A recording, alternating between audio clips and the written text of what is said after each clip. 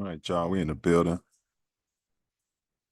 Obviously, so much was We made in of the his building. rookie year after getting the generational prospect label. Generational. Then he plays his There she goes. Yes, sir. Mouthpiece included.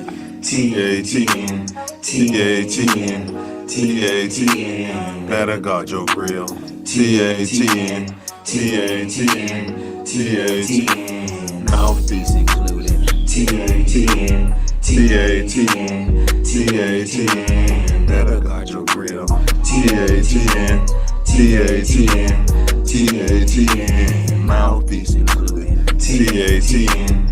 TATN, TATN, better guard your grill. TATN, TATN, TATN, mouthpiece included. TATN, TATN, TATN, better guard your grill. TATN, TATN, TATN. All right, y'all, we live, another live edition. Mouthpiece included. In the building. Please like, share, subscribe. As always, this is open panel. The link is pinned in the chat. Pull up, excrete your excrement. Welcome back to another episode where culture, controversy, and competition collide. Today's lineup is stacked with stories that blur the lines between fame, power, and performance. First up, Free Diddy. The Free Diddy movement, whether it's a genuine call for justice or a calculated PR campaign, the conversation around Sean Combs is impossible to ignore at this point with all the internet chatter. We'll dig into the legal drama, the public reaction, and what it means or what it reveals about the intersection of celebrity, consequence. Next, we'll turn our attention to the hardwood out there, where the spotlight is once again on LeBron James. Is this the Kings' final season in LA?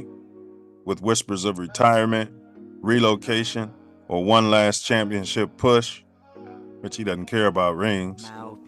We're breaking down what's at stake for LeBron, the Lakers, and the legacy he's still writing, one game at a time. Of course, it's all about politics over here. Spolly tricks. That's a fusion of sports and politics, and they will overlap on this particular network. They clash oftentimes, from protest movements to power dynamics and ownership and league policies. We'll explore how athletes are using their platforms and their brand to challenge the current status quo and why the games we watch are more political than ever. And finally, we close with the most hyped prospect in football, Caleb Haltertop Williams. Is he truly the next elite quarterback? I.e. Aaron Rodgers, i.e. Tom Brady, i.e. Patty Mahomes, Sideshow Bob? Or are we watching another cautionary tale unfold in real time? We'll break down his strengths, his struggles, and whether he's built to thrive or destined to be a bust under the NFL's brightest lights. We'll also hit a quick-fire round of hot topics from politics to pop culture, because in this house, we don't miss a beat. Strap in. It's going to be a compelling ride, that I promise you. Once again, that panel is open. The link's pinned in the chat. You can comment in the chat or you can pop out and excrete your excrement. So stand down, stand back, stand by, or pull the F up. All are welcome. But if you do pull up, do not forget to bring your mouthpiece. Do us a favor, smash that like button. The views expressed in today's pod are those of the hosts, any guests, and are not necessarily reflective of TATN or any affiliates. So grab your mouthpiece and let's get started. Before we get the co-hosts in the building, Midwest Festivals presents Ancestral Echoes. That's our major sponsor. Also, Milz Aesthetics. If you're ever in sunny Southern California, she's a multicultural skin, body, and weight loss pro. www.taymillsaesthetics.com. I'll drop that in the chat. Also, big ups to Bella B Designs. If you need some swag like so, reach out to Bella B at designs365@gmail.com. Last but not least, Gym Recovery. You find yourself needing a toe, reach out to Gym Recovery in the greater Chicagoland area.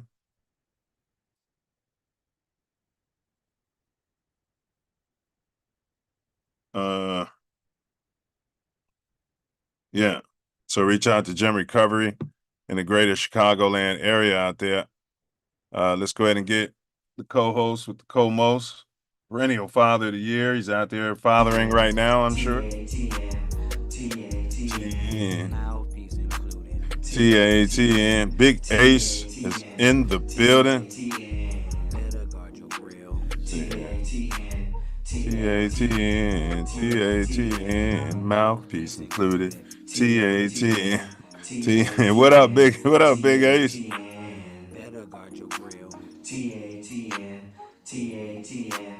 Oh, check your mute, fella. Give me a second to get everything straight. I'll be right back. All right, that's cool. That's cool. Hey, while he's pulling himself together, RIP to Bobby Jinks.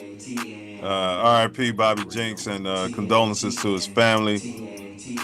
Closer, all pro, all-star closer for the Chicago White Sox. So we want to give a shout out to him and have a great journey. And then also condolences to the Texas flood victims. That death count has been going up steadily. RIP to all victims of the camp, especially young people. Very sad. Condolences to their family and their loved ones. And you guys do what you can to help out those flood victims. Not sure if we even have a FEMA anymore, but we got a big, beautiful bill. Okay, we got a big, beautiful bill. All right, Paramount, y'all. We're gonna kick it off. Paramount settles a case with Donald Trump. We got a short video we're gonna run here while this guy's pulling himself together. Out there. So check this out, y'all. Fair use. So this is from air quotes, and then we'll give you the details of the settlement. I believe they're going to use the money for Donald Trump's library. But it seems that Prime Minister Netanyahu is not listening. Well, Bill, it seems that Prime Minister Netanyahu is not listening. Well, Bill, the work that we have done has resulted in a number of movements in that region by Israel that were very much prompted by or a result of many things, including our advocacy for what needs to happen in the region. But it seems that Prime Minister Netanyahu is not listening. We're not going to stop pursuing what is necessary for the United States to be clear about where we stand on the need for this war to end. October 7th. So let's just start with Israel. 1 second, Bill. Yeah. Sorry, we had someone in the background. I'm afraid you're going to have to re-ask that. Okay, whoever's in the dining room. Okay. Would you meet with President Vladimir Putin to negotiate a solution to the war in Ukraine? Not bilaterally without Ukraine. No. Ukraine must have a say in the future of Ukraine. As president, would you support the effort to expand NATO to include Ukraine? Those are all issues that we will deal with if and when it arrives at that point. Right now, we are supporting Ukraine's ability to defend itself against Russia's unprovoked aggression. Donald Trump, if he were president, Putin would be sitting in Kyiv right now. He talks about, oh, he can end it on day one. You know what that is? It's about surrender. Would you meet with President Vladimir Putin to negotiate a Bird solution salad. to the war in Ukraine? Not bilaterally without Ukraine. No. Ukraine must have a say in the future of Ukraine.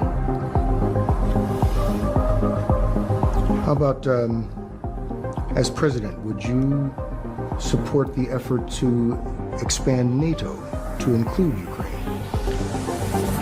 Those are all issues that we will deal with if and when it arrives at that point. Right now, we are supporting Ukraine's ability to defend itself against Russia's unprovoked aggression and doing what we can to continue to build and strengthen the alliance around the support for Ukraine's right to be an independent nation, free from having its borders forcefully taken by Russia. And we are going to continue to work closely with our NATO allies to continue to reinforce America's alliance in the context of NATO. Yeah. So that was ABC, the interview they did. Of course, she decided, not to sit with the African American female journalist, live and unedited. I think she didn't want to go on Rogan either without the potential for editing. So, did you see that, Big Ace? How do you feel about? I mean, we know the world's a stage, and we know it's all bullshit. But is that fair if you're not going to do the same thing for the other candidate? Well, absolutely is not. Can you hear me? Yeah, I got you loud and Absolutely. clear. Absolutely is not fair. But it's all a crock full of crap. I mean, as you delve into this big, beautiful plan or whatever the crap they came up with, Big beautiful Bill. I met a tall white guy. His name was Bill. I'm like, big beautiful Bill. I told him he should put it on a t-shirt. But go ahead, bro.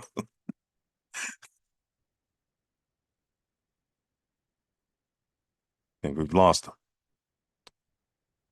He's mobile, you guys. So, and we're live. He's mobile. So I don't know if he's if his internet's going to be working. We may have lost him. So yeah. So Donald Trump filed a lawsuit against ABC, which is owned by Paramount, I do believe, because of this. And it all seemed like another one of his antics. But the court saw it his way. Is the court loaded? I don't know. Two sides, one coin. It's one thing we want everybody to know. Two sides, one coin. I don't know if Big Ace is still there. All right. So we're going to play a video real quick. This is from Forbes. They're pretty reputable.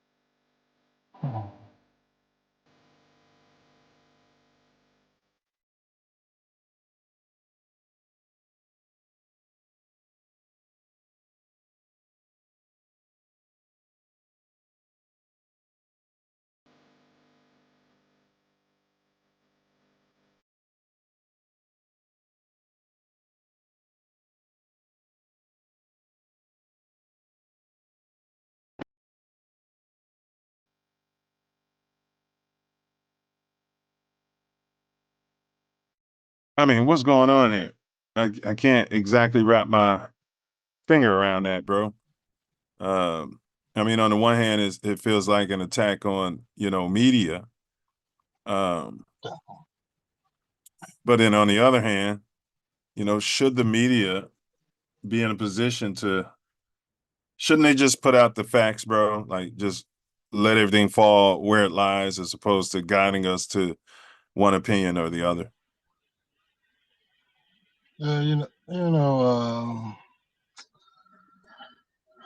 Nobody cares about what's going on, man. We trying to figure out what the hell is going on, really. Talking about an attack on media. It's an attack on the world. This guy's making up stuff every day, every week, every time you wake up in the morning. That's why I don't want to travel out of the country, because he's gonna change the laws while you're in the air, like he did on his first term.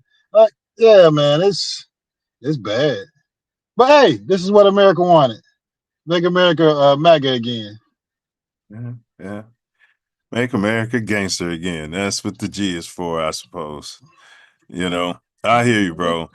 So that he's going to build a big, beautiful presidential library with the money from Paramount is what he said he's going to do with the money. Is that what he's going to do? Yeah. Well, God bless Paramount and all those that are willing to be gangster by the biggest gangster in the world, and supply him with all the money and power that he needs to make this crap happen. God bless you all. I really don't want to talk about this crap anymore, because you go to different genres of people and cities and states with this baseball thing, and people may start talking about your politics or your religion or this, that, and the other. But next thing you know, you start spewing the orange guy, and everybody gets quiet and like, we don't know what's happening. Well, I mean, now when you ask, you don't ask who they voted for, but you can look at them in the eye, look at the neighborhood they come from, the big Suburban that they're driving to the games and living their best life, and on the weekends, like, we know who the hell you voted for. But what did you expect to happen, and what do you think is going to happen from here? And the answers are Well, quite different. my opinion is it's shit either way. Wipe your camera lens, bro. I think that's the issue. But it's I'm sure. yeah, I don't know why you're sideways, but your camera looks blurred. It's shit either way, though, bro. In my opinion, it was going to be shit either freaking way, bro. There you go. Just a different, it's just a different type of shit. They're criminals on both sides, and they're both pointing out the criminality. So, Elon Musk wants to start another party. Oh, he's a genius. I've been saying that since day one. Like, until America wake the F up and stop voting for either of these parties, we're going to keep trickling down this black hole that we're going down there, fella. Well, go ahead. No, go ahead. Well, I mean, it's been quite evident that we needed not just one more party. We might need, 4 or 5 more parties. A thinking party, the revitalization of the Black Panther Party. We need somebody that poses some opposition to what's going on right now. And you got certain minds that believe that only either you got to vote this one party, the horse or the donkey and the elephant. I mean, and they have no other concept of, voting for their own interests. Just because there's a 2-party system basically going on in the world, and neither one of them are placated to your interests. Right. Yeah. Neither one of them, bro. What? I mean, Donald Trump won because of this immigration issue. That's why he won, bro. Yeah. Millions of people coming to the country and getting health care and getting money and getting housing, and you're paying for that out of your taxes. Yeah. And he voted. And they voted against themselves. Those that are, immigrants from a different time and may still have family members here that needed health care or opportunity to become U.S. citizens. They voted they voted against him because they didn't like this particular group of immigrants, like the certain Latinos don't like other Latinos, and it got to the point where we're Latinos for Trump. Yeah, they're coming to your house and picking you up and dropping you off, whether you're here legally or not. So yeah, it's the Huckleberry, man. It is, bro. It is. And let's get a little bit more onto sports. Speaking of Latinos, we got the great Julio Chavez Jr. Bueno. Yeah, looks like he got iced. The ice age, you guys. Mexican boxer Julio Cesar Chavez Jr. arrested by ICE in Studio City. He will be deported to Mexico, where he has an outstanding arrest warrant for alleged ties to the Sinaloa cartel. The arrest comes days after the former middleweight champion fought in a match against Jake Paul in Anaheim. Federal agents say Chavez overstayed a tourist visa that expired in February 2024 after he entered the country in August of 2023. I'm going to interrupt you just close. So according to the Mexican government, see, we don't ever get all of the details. He was the muscle. So he's propped up by the cartel. He was the muscle, and they allegedly would tie people up like a punching bag by their hands and hang them, by their hands, and then have Chavez train on them and work them, allegedly. Allegedly. You know what I mean? But he overstayed his visa. And he got deported. About 2 years. Exactly. So you're okay with that? Because Kamala Harris would have been okay with it. No, I wouldn't have been okay with it. If I would have been making millions of dollars and not paying damn taxes and overstayed my welcome in another country, they would have shipped my ass right out of their country. So there's no way, especially Mexico. Either I'm paying somebody to continue to accumulate wealth in this country, or I gotta go. And the fact that he overstayed his visa by 2 damn years and was here making millions of dollars, you think they would let Pookie Harris stay in the United States from Nigeria if he overstayed his visa for 2 years? Absolutely not. Absolutely not. They deported Slick Rick. You know what I mean? Yeah. Years ago.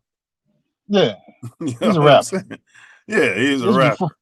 This is before rappers were shooting and killing each other. This guy was just out there having a great time and making music, and deported him right out of the country. Well, he got convicted of stabbing his cousin, but his cousin, it was a robbery.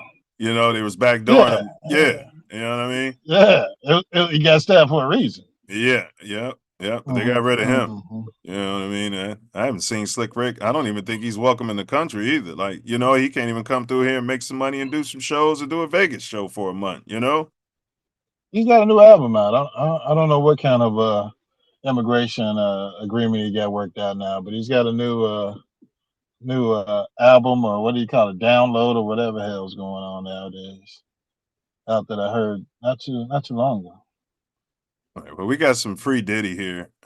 We on this station and this network, on this particular pod and the Self-Love Show, we always say in this country, unless you're African American, there's a presumption of innocence. Okay. Absolutely.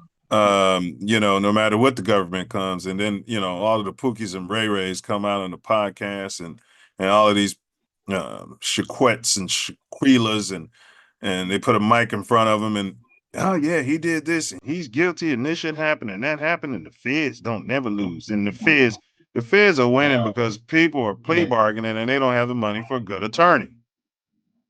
They never lose. They won't bring a case unless it's rock solid. It's rock solid. They've investigated for forever. It's rock solid. Yeah, they got a 98%. Well, we know the two cases. Yeah, they go in there and they tell your family they gotta confess or give up some information, or they're gonna take their SNAP away and their health care, and they've done that anyway. Yeah. Go in your bank accounts and look up your IRS records and the fact you have paid taxes in the last 15 years. Yeah.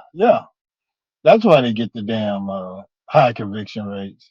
Now here's what the jury said, and now all the whites and pinks are, of course, calling it a dumb jury, just like OJ had a dumb jury, allegedly. So they're calling the jury dumb. So it makes me imagine many of them had to be copper colored, and but Yeah, some. yeah, But here we go. It's a dumb jury according to the people who are butthurt right now. Again, I'm not bumping for this dude. But if they wanted to charge him with domestic violence and things like that, then charge him with that. But to say he's running a criminal prostitution enterprise like he's Epstein, you know what I mean? And just because he has some baby oil, like he's Hugh Hefner or somebody that like he's running magazines and pouring all over the damn world. Somebody like underage that. No. girls at the Playboy Mansion, right? He was ran out of Chicago allegedly for similar stuff. But here we go. NBC News, fair use, y'all, real quick. Just closely here, Misty, because we are getting the verdict coming in right now. This is coming in real time, and we have count one here. This is the racketeering charge. We have the count here of not guilty on racketeering. This is coming in real time. We have count two also coming in here, not guilty. That is the sex trafficking of Cassie Ventura. Count three, we have guilty. Count three is guilty for the transportation of Cassie Ventura. That is guilty. Count four, this is the sex trafficking of Jane. That's a pseudonym. Not guilty. Count five, we have guilty. That is 5 counts. We have a mixed verdict here. Again, count one as it relates to. All right. So, so what they're saying is, if you're online, which is like bringing drugs or weapons across state line, you're online and you got some prostitute, and they never bring the prostitute. Can you say prostitute on YouTube? They never bring the sex worker. Sex worker. Why isn't the sex worker charged? So this is a sex worker. It reminds me of when Homer Simpson said, "I thought the officer was a prostitute." So you're online. These are prostitutes. You're flying them in to conduct business, and that's a federal crime. But they're not charging the prostitute with prostitution. Who's not paying any taxes on his sex worker wages, which is what they got Al Capone on, is the tax evasion, RICO and tax evasion. With his crime organization. They convicted R. Kelly for his sexual proclivities, and they were going after Sean Diddy for his sexual proclivities. A bunch of hypocrites is what I call them. Absolutely, and all of these senators and representatives and federal agents. Oh, okay. Yeah, they got their own damn proclivities and hell yeah. Yeah. And you go back to the guy that was what's the head of the FBI that was J. Edgar Hoover. Who was when he had proclivities. MLK and Malcolm X.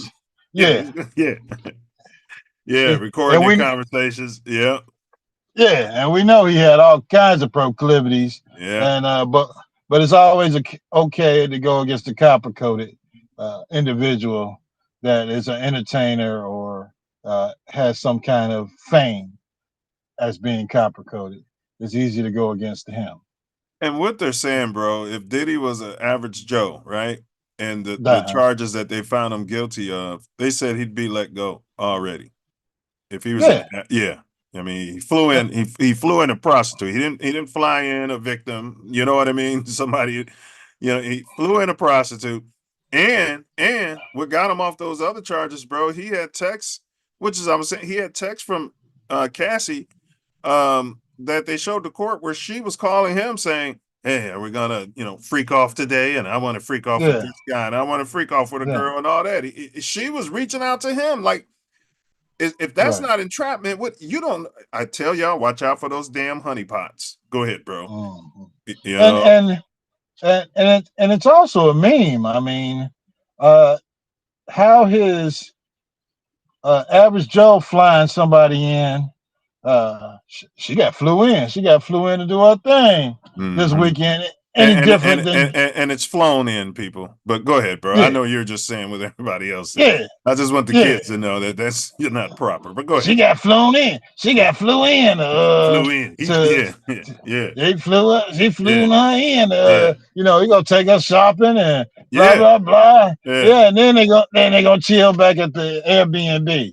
Yeah. So what's it? You know, why aren't you tracking all these people on Correct. Facebook or TikTok or whoever's Correct. confessing to their crimes, and you're holding, you know, and like I said, I don't have any love one way or the other for Diddy, but all of these people are doing the same damn things, and he's being held with no bail by the federal government. So it's the hypocrisy you're talking about.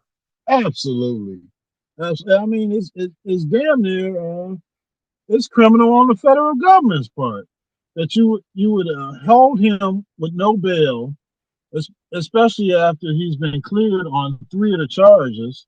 Is absolutely ridiculous. Calling And the him fact that a danger to society because he stumped out Cassie on the video and had already paid a settlement for it. yeah, I mean, you know, half the NFL should be you know, locked up with no Man, damn the bail. NFL, the Wall Street, we can go up and down Yeah, the list. yeah, yeah. All these high pressure position, air traffic controllers, anybody who's facing pressure, a black man, a salesman, the guys at the Mercantile Exchange. I mean, come on, man. Let this man out of jail. You have no right to hold him without bail. And the fact that what the hell kind of attorney does he have? I understand that they knew that they were going to win the case and rested the case without calling any witnesses. But why in the hell can't you get him out of jail? It's I guess they're political. working on it. It's political. Yeah, Like, okay, so yeah, if it should be time served. So if you're yeah. dating someone, which he was obviously dating her, you're saying that, I mean, are they saying she was a prostitute? Do you understand what I'm Yeah. saying? And this is She's a what we've been prostitute date. this is what we've been saying the whole time. Like, you know, so you meet someone, Ace, and they're on IG or whatever. Are they Mm-hmm. telling you I'm a prostitute? So was he flying her in and then so to for prostitution, someone has to be paying you. So are they saying Right, that she was getting flown in to have sex and Diddy was getting paid the money? Like, why would he yeah, use local girls? And he's rich. We said it from the beginning. Like, right. this makes no sense. No sense at all. And to go back to the case of it being a RICO and tax evasion, I don't know the minutes from the trial, Yeah. but when you were talking to these quote unquote sex workers that were testifying Yeah. against Diddy, where is the monetary evidence that he was paying them XYZ amount of That's what I'm money? saying. And when they paid taxes on this, if this is a federal trial, unless they were all given immunity They to were. to They were. testify They against were them. given immunity. Yeah. Yeah, yeah. But you know, as an attorney, how are you going to give somebody that immunity that's doing allegedly what you're charging my client of doing, which is Correct. running a criminal organization and flying across state lines, or you know, Flew them in. all flew them in. And if that's the case, could he flew him in from another country, or is it only because he flew him in Across across state state line. line? Yeah, And yeah, and so if you're saying, yeah, he flew Cassie in and then they said John Doe came over or Jane Doe came over and gave him X amount of dollars, you know what I mean? And he put that in his bank account, then that would be I understand the nature of the law, but they make these laws and then they use them against copper people. So right. it's right, you know what I Yeah, mean? And I think Donald Trump is going to pardon him. Personally, I think he's going to pardon the man. yeah. Invite him there. He's probably gonna perform at his going away ceremony Mm-hmm. when he leaves Mm-hmm. office. Give him some money, put in his pocket for his library. Take that. Mm-hmm. Mm-hmm. But Diddy, yeah, I mean, like I said, I've never been a Diddy guy. You know that. I don't think anybody, from the 90s rap era was really big on Diddy. Um, you know, But this is bigger than Diddy, is what the copper community is talking about. This is bigger than Diddy. It could be anyone. And that's what R. Kelly was saying. I can't believe y'all convicted me. He never got convicted for the underage stuff, the allegations, because he was never convicted of that. He got convicted of a lifestyle. And you know, he had people in his house that were saying they couldn't get out. And he wasn't feeding. Yeah. Go get a But job. how do they get to the end of this of Kel's trial and said he was running a criminal organization? He's illiterate, by God, by Christ. Now how is he running a damn entire crime organization where there's got to be certain criteria of crime organization, money being exchanged, information, blah blah blah, people being flown in, and you know, and other people. To be an organization, it can't be one. You got to have levels. Correct. You got to have levels of crime. Correct. And you know, just my guy that answers the phone, that ain't no level of crime. So I don't know what attorneys he had, but yeah, they needs to be filing an appeal. I hear that too. And then people were saying, oh yeah, they should retry him. No, that's called double jeopardy. And that's the problem with people not knowing the laws. You know what I mean? You know, he wasn't acquitted. He was found not guilty, people, on the major charges. So he can never be tried for that again. Do you understand? Right. Especially by the feds who made all of this crap up. Yeah, because they be trying to push forward their careers, bro. You know, and they're jealous of him making this money. Go ahead, bro. He's a high profile Negro, and they want to find a way to make him not so high profile anymore by locking him up for life, by locking up Bill Cosby for life, by locking up R. Kelly for life. Come on, when are we gonna stand up for something? If you don't stand up for nothing, you fall for everything. And it looks like that's what everybody's content on doing because they want to just, he was a freak. Yeah, if we don't hang together, we're gonna hang separately, people. And that's the bottom line. It's like the wildebeest out there, and you watch the lion, and you're like, man, if all those wildebeest just stumped on those lions will stop messing with them. But those wildebeest had a mindset of, they just plucking him off. It ain't me. It'll be you one day. For sure. You know. I'm going to interrupt you just closely here, Misty, because we are. Kevin Garnett. So when I went back to Minnesota for Brooklyn, knowing that this was my last stint, I started to see it there. Pete, you probably got to Washington and saw similar shit that I saw. When I come in the locker room, I'm used to sitting in the locker room halftime. I'd like to know who was the coach. Listen to this, Ace. You're a coach. Listen to this crap. And then I'm going, hey, what we doing on pick and roll? We talking about the game. Niggas, you know, drinking Gatorade, getting the layered route, all type of shit. Lord, I came in the locker room. First off, nobody was in the locker. Damn. I went to the training room. Everybody in the training room chilling, leg up, phone. Hey, babe, hey, girl, you chill. This halftime.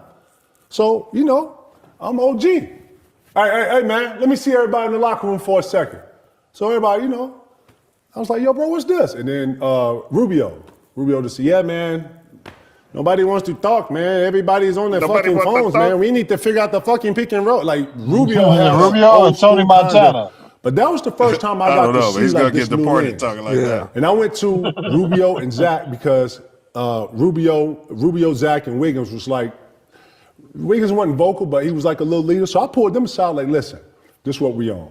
And I had to come to like not an understanding agreement, but with an understanding, I'm gonna respect y'all young niggas, that y'all the future, but I'm also the OG in here, and I gotta put some of this traditional shit in here. Y'all can be on your phones. Let's talk about what we're gonna do for 5 minutes before the coaches come in here. And they went with it.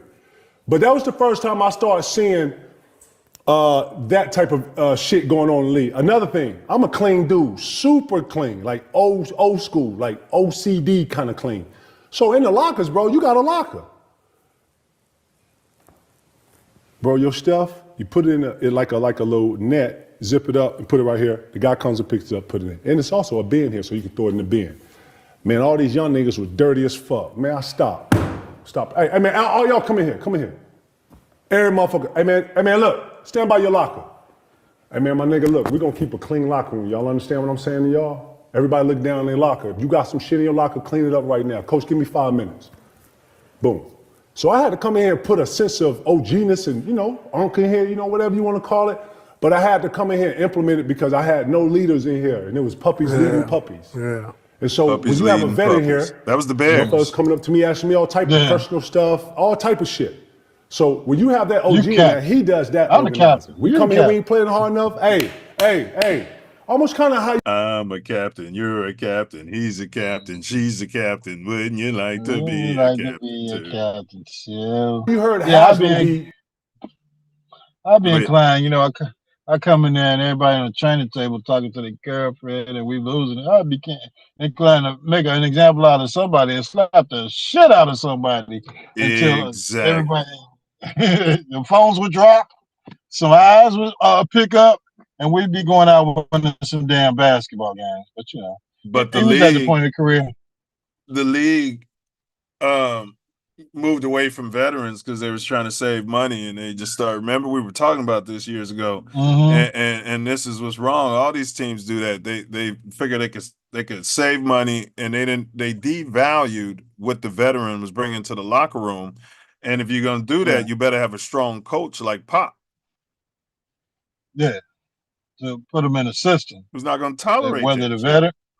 veteran, well, whether the veterans there not going to tolerate it, and you get them in the system, and then they're still running the same system with that veteran leader at coach, even though the players aren't, following a veteran player, but they got the veteran coach running his system, and a successful system is something that they have to follow if they want to keep playing in the league on that team. Right, the veterans showing the example, the veterans accepting the hard coaching, and then they learn that that's the way it is.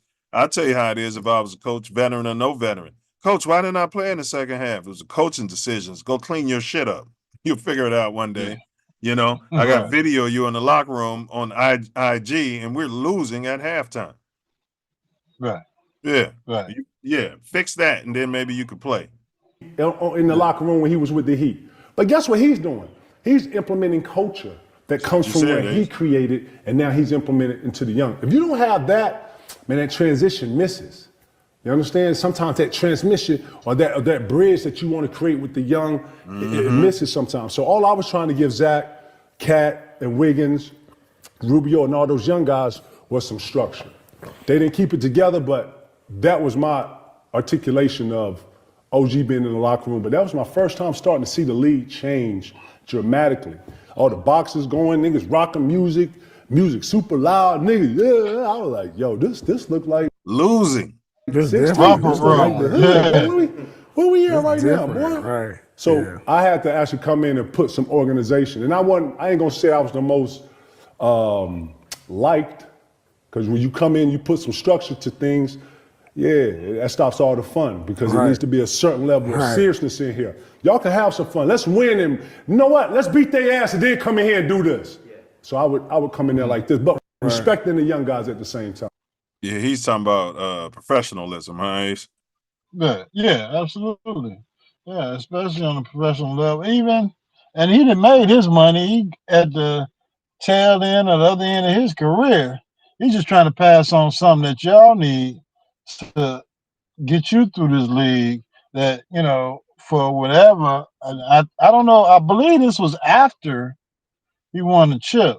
Yeah, it was when he But went I have back to go to back and Minnesota. look. No, it was when he went back to Minnesota, retired there. Yeah. Yeah, if you don't want to learn somebody that wanted that from won a chip, that came here, left, won a chip somewhere else, and came down back, I don't know what you're out there for. If I was him, I would have slipped. I'd have did a slip and fall sham. I'd have slipped on one of their socks or the jock straps or the fingernail polish. I'd have slipped on it. Oh, my back. The league would have got involved. Oh, my God. We got to do something about these dirty locker rooms. These filthy locker rooms. But, you talking about prima donna athletes who are used to, throwing their crap everywhere, and the equipment man or whoever the hell they hire to come clean their drawers and they tape up and they jock straps and their socks and pick it up off there. Yeah, but, Kevin Garnett's coming from a time where you didn't have all that, or it was the beginning of these prima donna athletes, and the fact that you had your locker, you came to work in your suited and booted, and you weren't throwing everything all over the floor, because your next step after winning a game, taking a shower, getting ready for your press conference, going back, taking your uniform off, putting it in the bin or whatever it goes. Because I'm sure every locker room has bins where you throw your uniform and everything that you wore in the game, Yeah, he said and it's then right you by your go, locker. It's a bag, a netted bag right there. You just yeah, put, what's yeah, wrong? yeah, professionalism. And then you get suited and booted, and either you're going out that night or you're going to do your presser if you're a star player. And of course, none of these guys were star. Well, somebody had to do the presser, but none of these guys, knew what it took to be a professional athlete, and that's all he was trying to pass on to them. I could not imagine coming in the locker room, losing, playing under Bob Frazier on the hallowed grounds of DDE, bro. And we in there, if we had doing anything but talking about the game, bro. I have no idea why. Who are they? And it's these coaches, these people getting labeled coaches, bro. As a parent, you put your children into athletics because they should be getting shaped into young men. That helps you along the way. But if they're not reinforcing the same lessons you're trying to teach at home, it's terrible.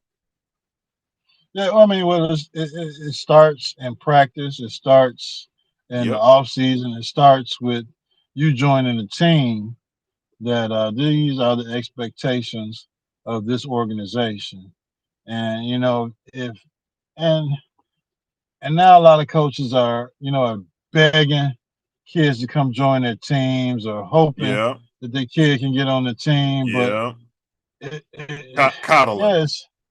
It's not that. This is our organization. This is what we're trying to do as an organization. So whether it's from the time you set foot on the grounds or wherever the hell we playing at, which is a home court or wherever, at the hotel, and this is the progression. This is what I talk about with the Bears: the progression of um, of presenting the organization to the fact of moving from getting off the damn team plane, onto the bus, going to the hotel, going through walkthroughs, going to uh, uh, getting ready for the game, getting to the opposing team stadium or our stadium, and starting warm-ups, and then going into the first quarter, second quarter, third quarter, all the steps it takes to win in the damn game.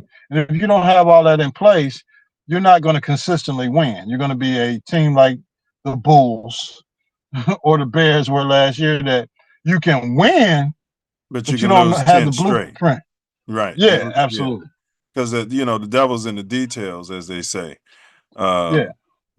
And people, like, they'll raise, I just want my child to focus on sports and academics.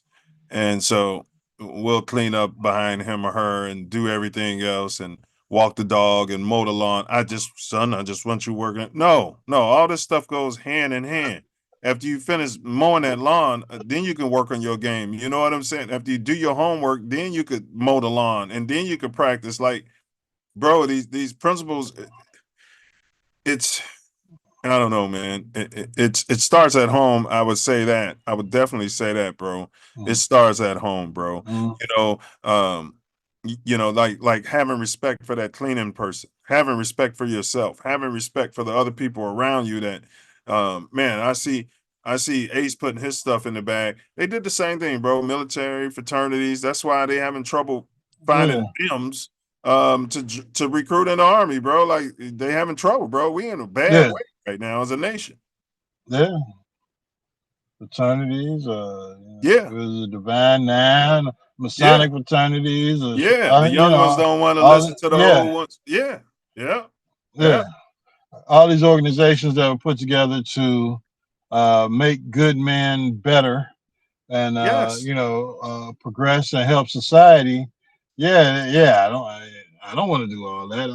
I'm about me. Yeah. Right. Well, Then the why are world you ain't about here? you. Right. Then right. Right. Right, bro. Yeah. Right. All right. So Yeah. D Ayton is now on the Lake Show. DeAndre Ayton, former first overall number one overall pick. Um, he was Go ahead. blamed for the Phoenix debacle when they should have stayed with him, in my opinion. They should have kept Chris Paul instead of going out and getting a perennial loser in Bradley Beal and paying all that money. But do Yeah, you they fired think this is the the big coach. and fired the coach. Do you think this is the big that the Lakers need to get them back to the purple and gold promised land there, fella? There's no more bubbles. It doesn't matter. They went out and got him. They got Luca. It's just a matter of how much bed rest that LeBron will need and the Deer Antler spray. But I don't believe they really made many moves on the Lakers team besides the $10 billion sale. So yes, they were. What were they? Second or third in the West last year. They were the So third I mean, seed yes, they. though, and lost in the first round. Yeah. So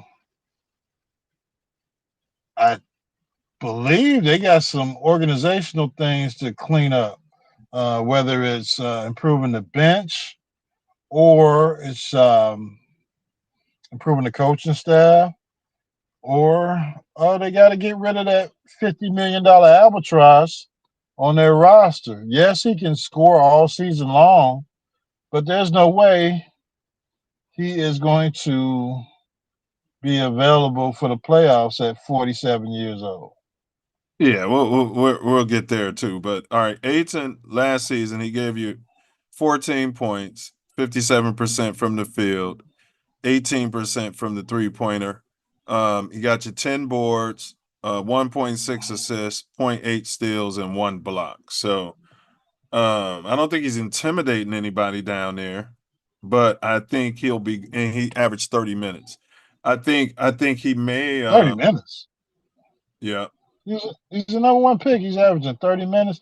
And if he's above 0% from the 3-point line, I'm going to smack the shit out of him. Get your ass in the hole and rebound defensively and offensively and kick the damn ball out.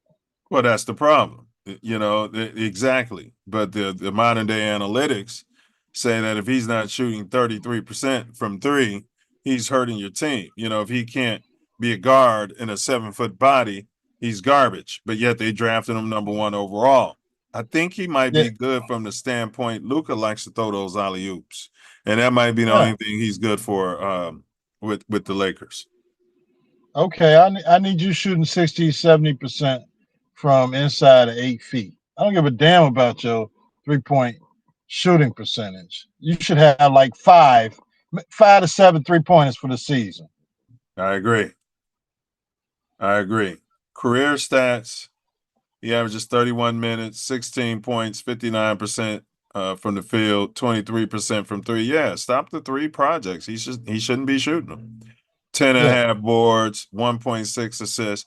They're just not using them. They're not using them right, bro. They don't. No. People don't know how to use a center. There's no way a center should only have 1.6 assists if he's down there feeding the power forward and kicking it out to the guys.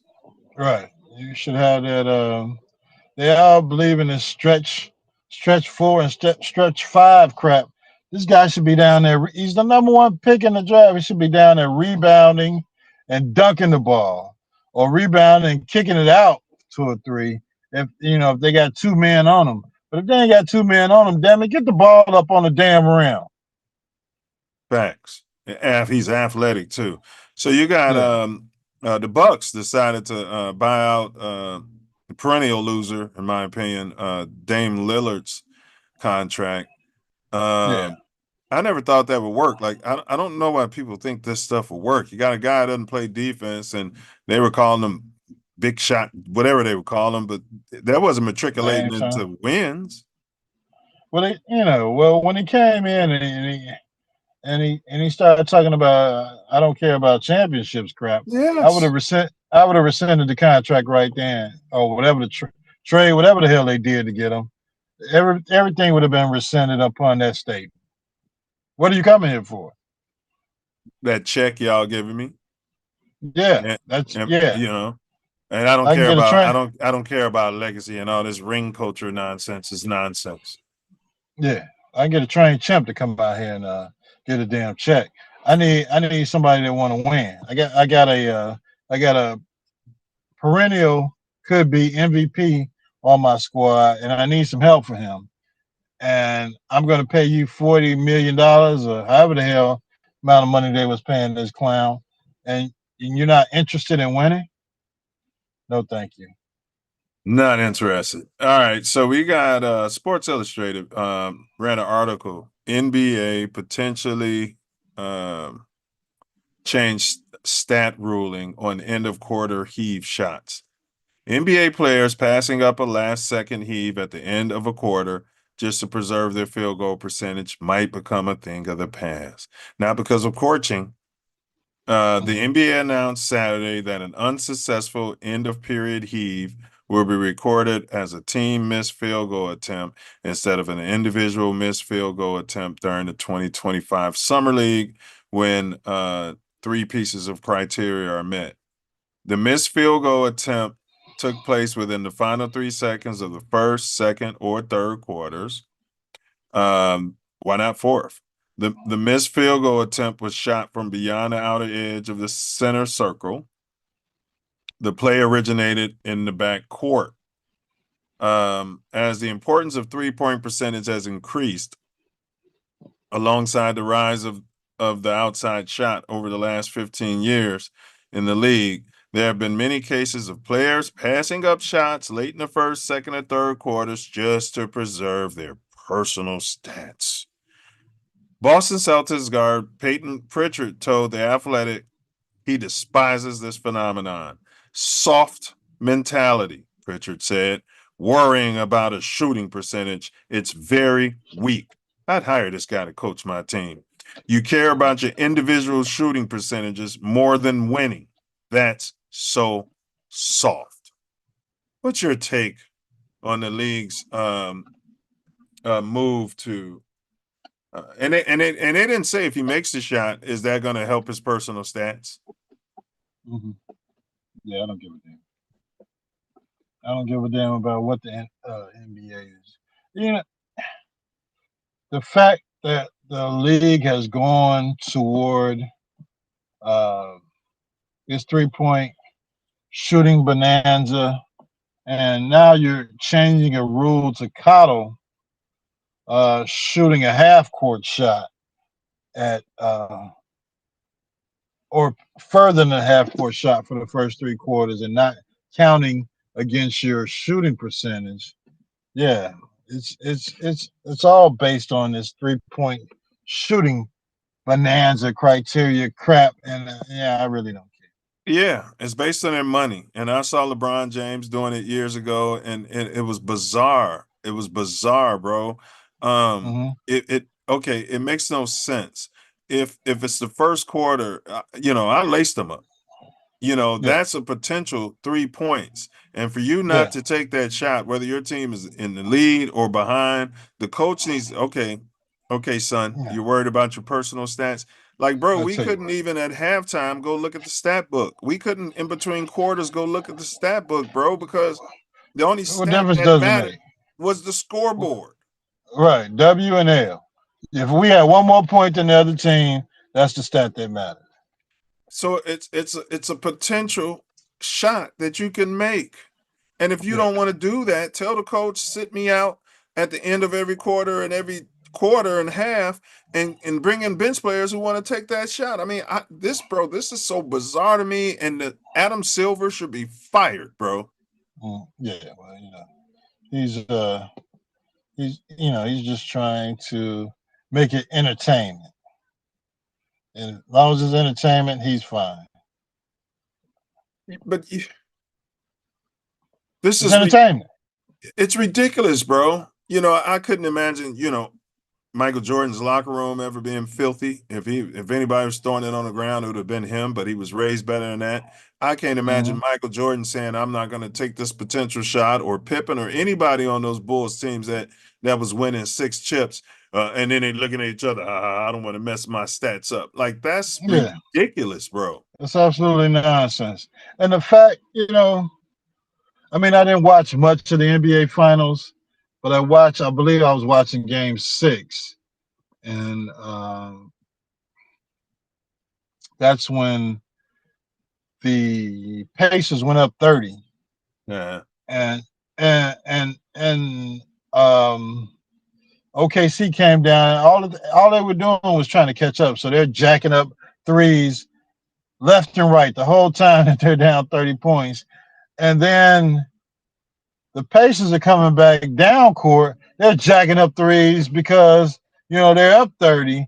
Instead of going in, keep scoring 2 points at a time and maybe get up 40. right. They're Adding to the lead, exactly. yeah, they're just jacking up threes. I'm like, this crap is unwatchable. So I turned it off, and I heard who won the championship at the later date when they played the final game. The fact that you're subjecting NBA fans to this is absolutely unbelievable. Yeah, I mean, everybody should just be a 3-point specialist. I would, if I had a young player, hey, look, we're not going to work on your ball handling. We're not going to Yeah, work on any post moves. We'll work on your defense, so you'll be a 3-and-D guy. But all you got to be able to do, like, is spot up. What was that guy we yeah, had? Hot sauce. Everybody's going to be hot sauce. yeah. Well, What I was his name? mean, Can't remember his name. oh, You know, for for and no, one, no, but we had him on the Bulls. They used to call him Stacey King used to call him. It was a white guy. Played in the league for a while. He used to shoot the threes, but that was about all he could do. You know what I'm talking about. And Stacey, Heinrich, who'd you say? No, Heinrich. no, not Heinrich. You know what I'm talking about. I think he played for the Lakers for a while. Oh, Kyle Korver. Cal Korver. This is what the NBA wants. 5 Cal Korvers running around with no skill, no dunking ability, no handle, those handles you see, no rock, none Yeah, of that. yeah. The Bulls are damn near there. Who do we draft this year? We draft a French guy Yeah. that's 195 pounds, 6'10", He's and just a we kid. draft we drafted a monster out of some shithole country Shit on. to go to play for the Windy City Bulls, the D League team. And I know there are copper coated players that went undrafted that have much more talent than the guy from the shithole country. If you're going to trade back in the second round, just give up all your damn picks in the second round and just hit the UDFA, the undrafted free agent market, and find you some kids that want to ball. Bro, the Bulls management in charge of player personnel, they're dumber than the Bears. Yeah, So, and the fact that they still have a yeah. job is mind-boggling. Fire poles and fire Chris, whoever them guys are that running the Bulls, the president and the damn GM. Yeah, fire them all. All right, we got Bronny. Good kid. Good kid. Yes. I met him personally. He's a good kid. Yes. Bronny James reveals how he's taking next steps ahead of second season. Bronny James' rookie season with the LA Lakers is in the books. He's taking part of the summer league. He said he's focused on his professionalism. Okay. God bless Bronny. Yeah, from eating healthier to conditioning into better shape. So that's my main focus. Probably why I'm getting a little leaner, but I'm still 250. I still got 215 pounds on me still. So I'm just running a lot, getting a lot of conditioning in, and then just staying on top of my diet, eating healthy, being a professional. It's just year 2, so I got to lock in on the things that I didn't know before my rookie year and being better and excel with that. Yeah, my main focus is this year or this summer has been being in elite condition. That's what I've been talking to my coaches about. Over his rookie season in 27 games he appeared with the Lakers, he averaged 2.3. He saw greater time in the G League where he got you 22 points a game. I can't lose my defensive drive. That will get me on the floor because there's going to be guys that can score 15, 20 a game. I'm most likely not going to be that guy right now. To get myself on the floor, I've got to be a defensive menace. That's my main focus. Getting conditioned this year, it's been shown that I know how to score the ball a little bit. I'm staying true to that, but also focusing on the defensive end. So it looks like he's repackaging himself as a defensive specialist. What's your take on Bronny? Good kid. Yeah, it's a great kid. His father's played in the league for 25 years. He didn't know 25 years ago that he needed to be healthy and lean and athletic to play in the damn NBA. I mean, you know, and between his dad and Luka, you better be a defensive specialist because they're not passing the damn ball to you. So you know, come on, man. Did his publicist write this, or did Bronny write this? I think it came from Bronny, man. But they weren't saying all this before they drafted him. No. You know what I mean? Yeah, he was a stud before they drafted him. Yeah. But no, I'm a big up him. You know, they drafting these kids too early. First of all, we've been yeah, most definitely. And they're firing the veterans too early, and that's the problem also with the game too, Ace. That bridge that KG was talking about. If you still had older veterans in the league and not just LeBron and not just Steph, you know, you would still be seeing that professionalism that he's talking about. You'd be seeing guys who used to be offensive players just locked in on D and bringing these guys along. But they're taking these guys, they're drafting the French kid like you were talking about, and he has nothing to offer to the ball club right now, which means he should not be on the roster. Yeah, you're putting all these projects out there. And hopefully, you know, in a couple of 3-4 years, you still have your job, or still have the same coach. Or come on, man. You know what, Ace, we got to start giving these project names. Cabrini Green. That's Robert J. Get out there. That's what Jordan would have been. Get out there, old block. Get out there. Yeah, fucking project. I thought we tore those projects down. I'd be tearing my projects down in my locker room, bro. We got projects all over the place, and you know, Io, he was, you know, he came from U of I, but you know, he was a project, second round project, yeah. But you know, he's rounding out in the shape. But now he's trade bait now, though. Yeah, he's trade bait. Yeah, these projects are garnering contracts. Once we develop them, Ace, we move off of. We got to move off of because they want to make some money now. That's some bullshit. Chicago bullshit. You got who we have? Zach LaVine. You gave him the farm and realized, oh, that was a bad idea. Yeah. Gave him the farm twice. You gave Lonzo Ball the farm. You know what I mean? You know. You gave Patrick Williams the farm for absolutely zero reason. You should let him walk and get flirted with, or you know, the feather tickled on them underneath them, just like Zach LaVine, before you sign him to a damn contract. But then you negotiate against yourself and get this guy $95 million and wonder why in the hell you can't get rid of him now. You just had the example the year or 2 years before when you gave Zach LaVine all this damn money. But you know, hey, they didn't want to recognize or admit the fact they made a mistake by drafting this guy number 4. So here we're going to compound the mistake by giving him a $95 million contract, and he can't even score any points in the damn playoffs. And then you devalued our veteran. I think he came from Toronto. He was balling, but he didn't fit your analytics.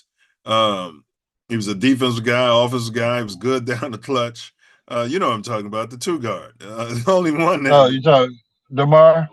Yeah, he was healthy. Now, I know you heard me say move off of him, but I'm saying if he would have been one to keep Sacramento, San Antonio, and then they moved him to Sacramento, but they didn't want to keep him because they gave Zach Levine all that damn money, so they had to move off of him. He could have been your veteran presence Correct, in the bro. locker room while you're working on all these damn projects. Why you trying to fix the elevator and clean the piss up off, off the staircase? Somebody Get shit the in there. damn graffiti off the damn wall. Yeah. Turning those projects into condominiums and making it, calling it the medical district. Oh my goodness. Yeah, gentrification. Yeah, gentrification. I think now I saw some people walking in the Pullman district on 103rd when they redid That's 10 the tray for all train you members out there. Go ahead. the 10 tray not too long ago, redid the metro station and made it quite beautiful for those taking the metro, which is not your cousins. And it Oh, was they the probably same got a thing. Starbucks in there, but go ahead. It was the same thing down on the Cabrini Green when I was driving through there one day, and a long time ago, before they actually tore everything down. Yeah. And I was like, "It's basketball courts down here. Okay, those are nice. Wait a minute, are those two are those two white guys on division and division and Clark Street playing basketball? Who is that? Another pink guy walking his dog? Wait a minute, I haven't been down here in such a long time." Those two Yeah. gay men walking around got their iPhones out. Like, really? Wait a minute. I couldn't even. I was, it was. I couldn't even stop over here not too long ago, and now they're over here playing basketball and walking in their poodle, and Yeah, a little you poodle.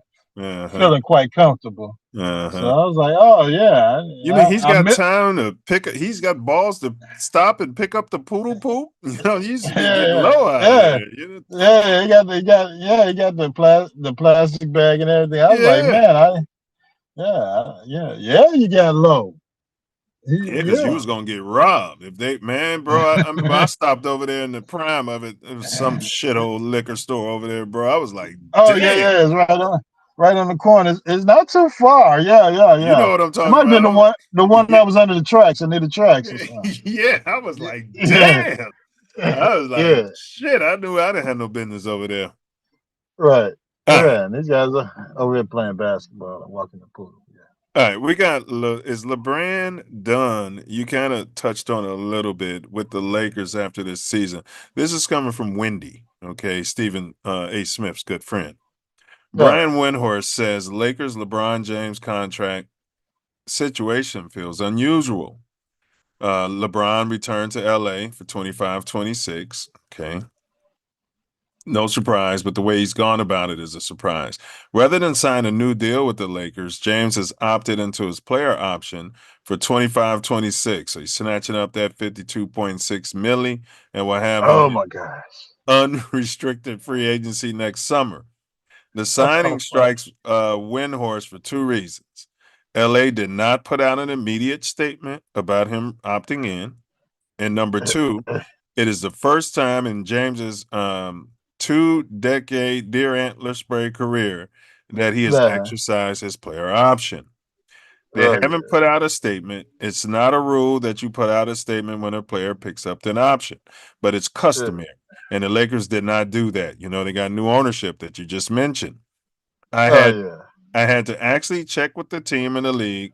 Did LeBron actually opt in? And they said yes, the paperwork went through. Last year, when LeBron signed a contract extension, Pelinka had about a 115-word quote talking about how wonderful LeBron James is and what he means to the Lakers and their franchise. Yesterday, Nah. there was no statement.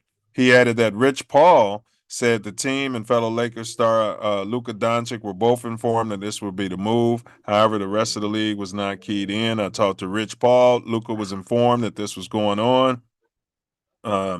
This didn't catch them by surprise, but who did catch by surprise the rest of the league, as I consider what teams LeBron would ever want to play for. I thought, well, maybe there's something afoot here. There's some rumor that he might be headed to Dallas. So I went team by team, and the teams didn't know this was coming.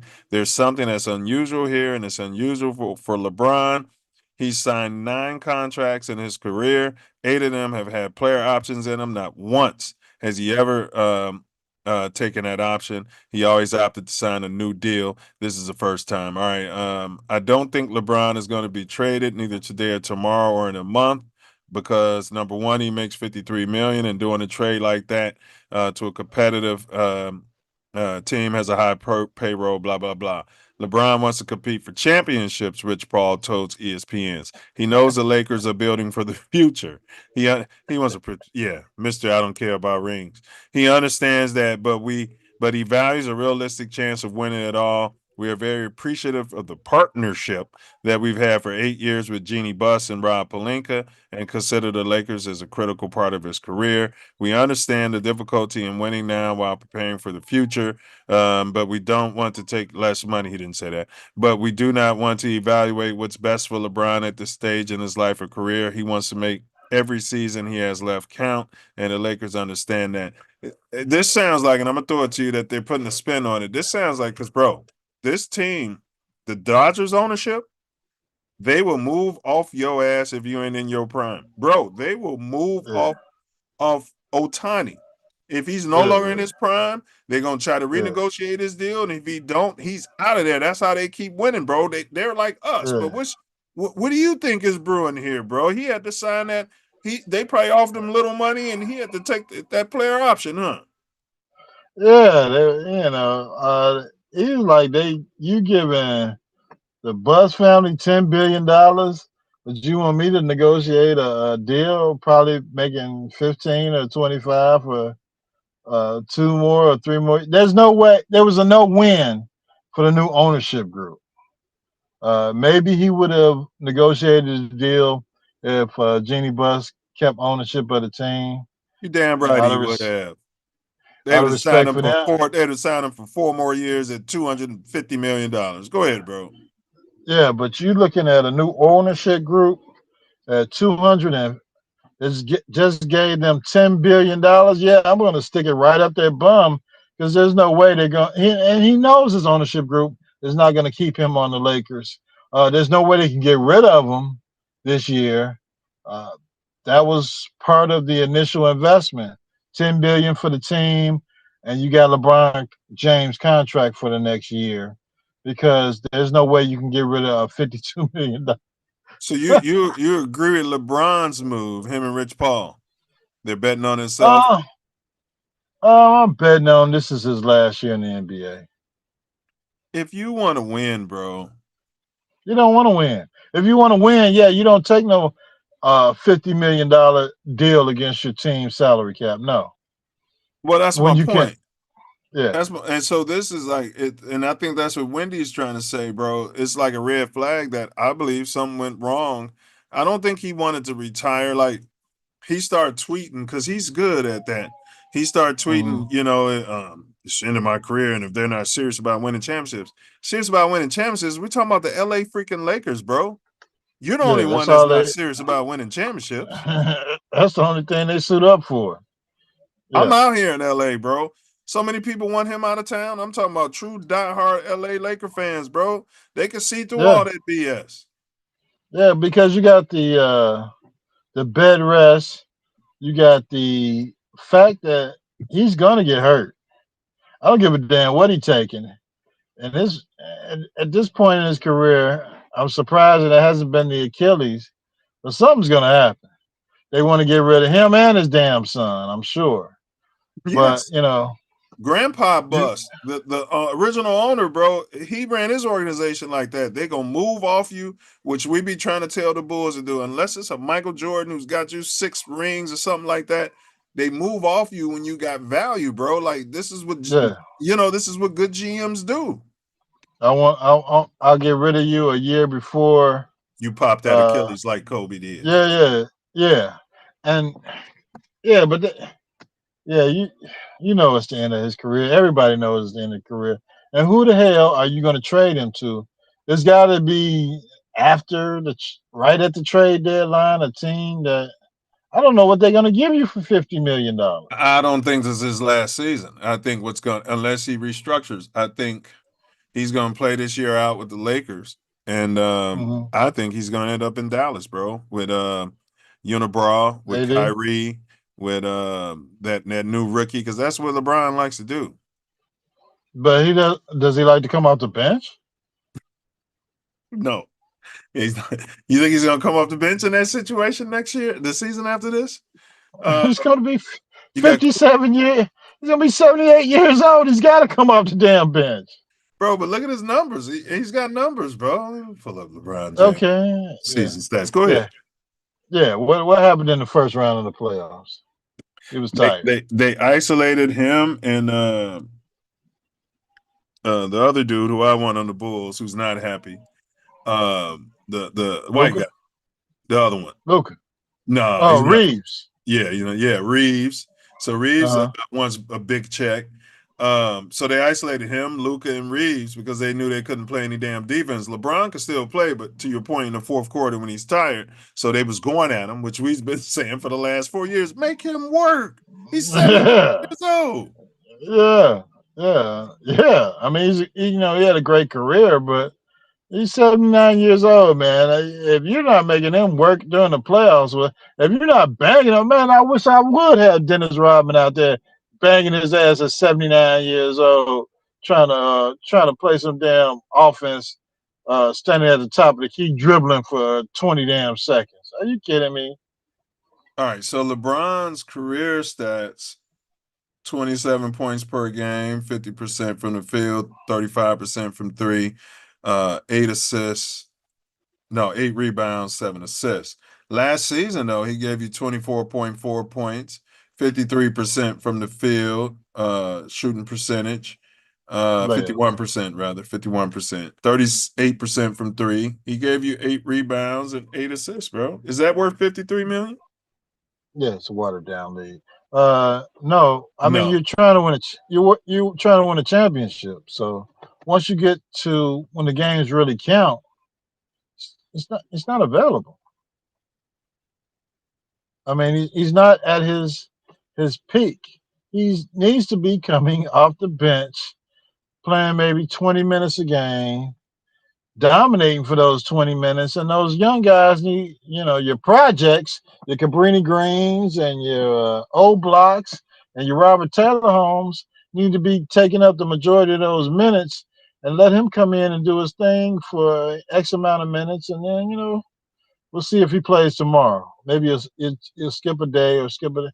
But if his benefit to your team isn't winning in the playoffs and making things happen when the games really count, then anybody can come out there and light it up during the regular season, the earlier part of the regular season, and then limp into the playoffs. So. Man, they're calling him the GOAT, and he only averaged 30 points a game 3 times in his 40-year career.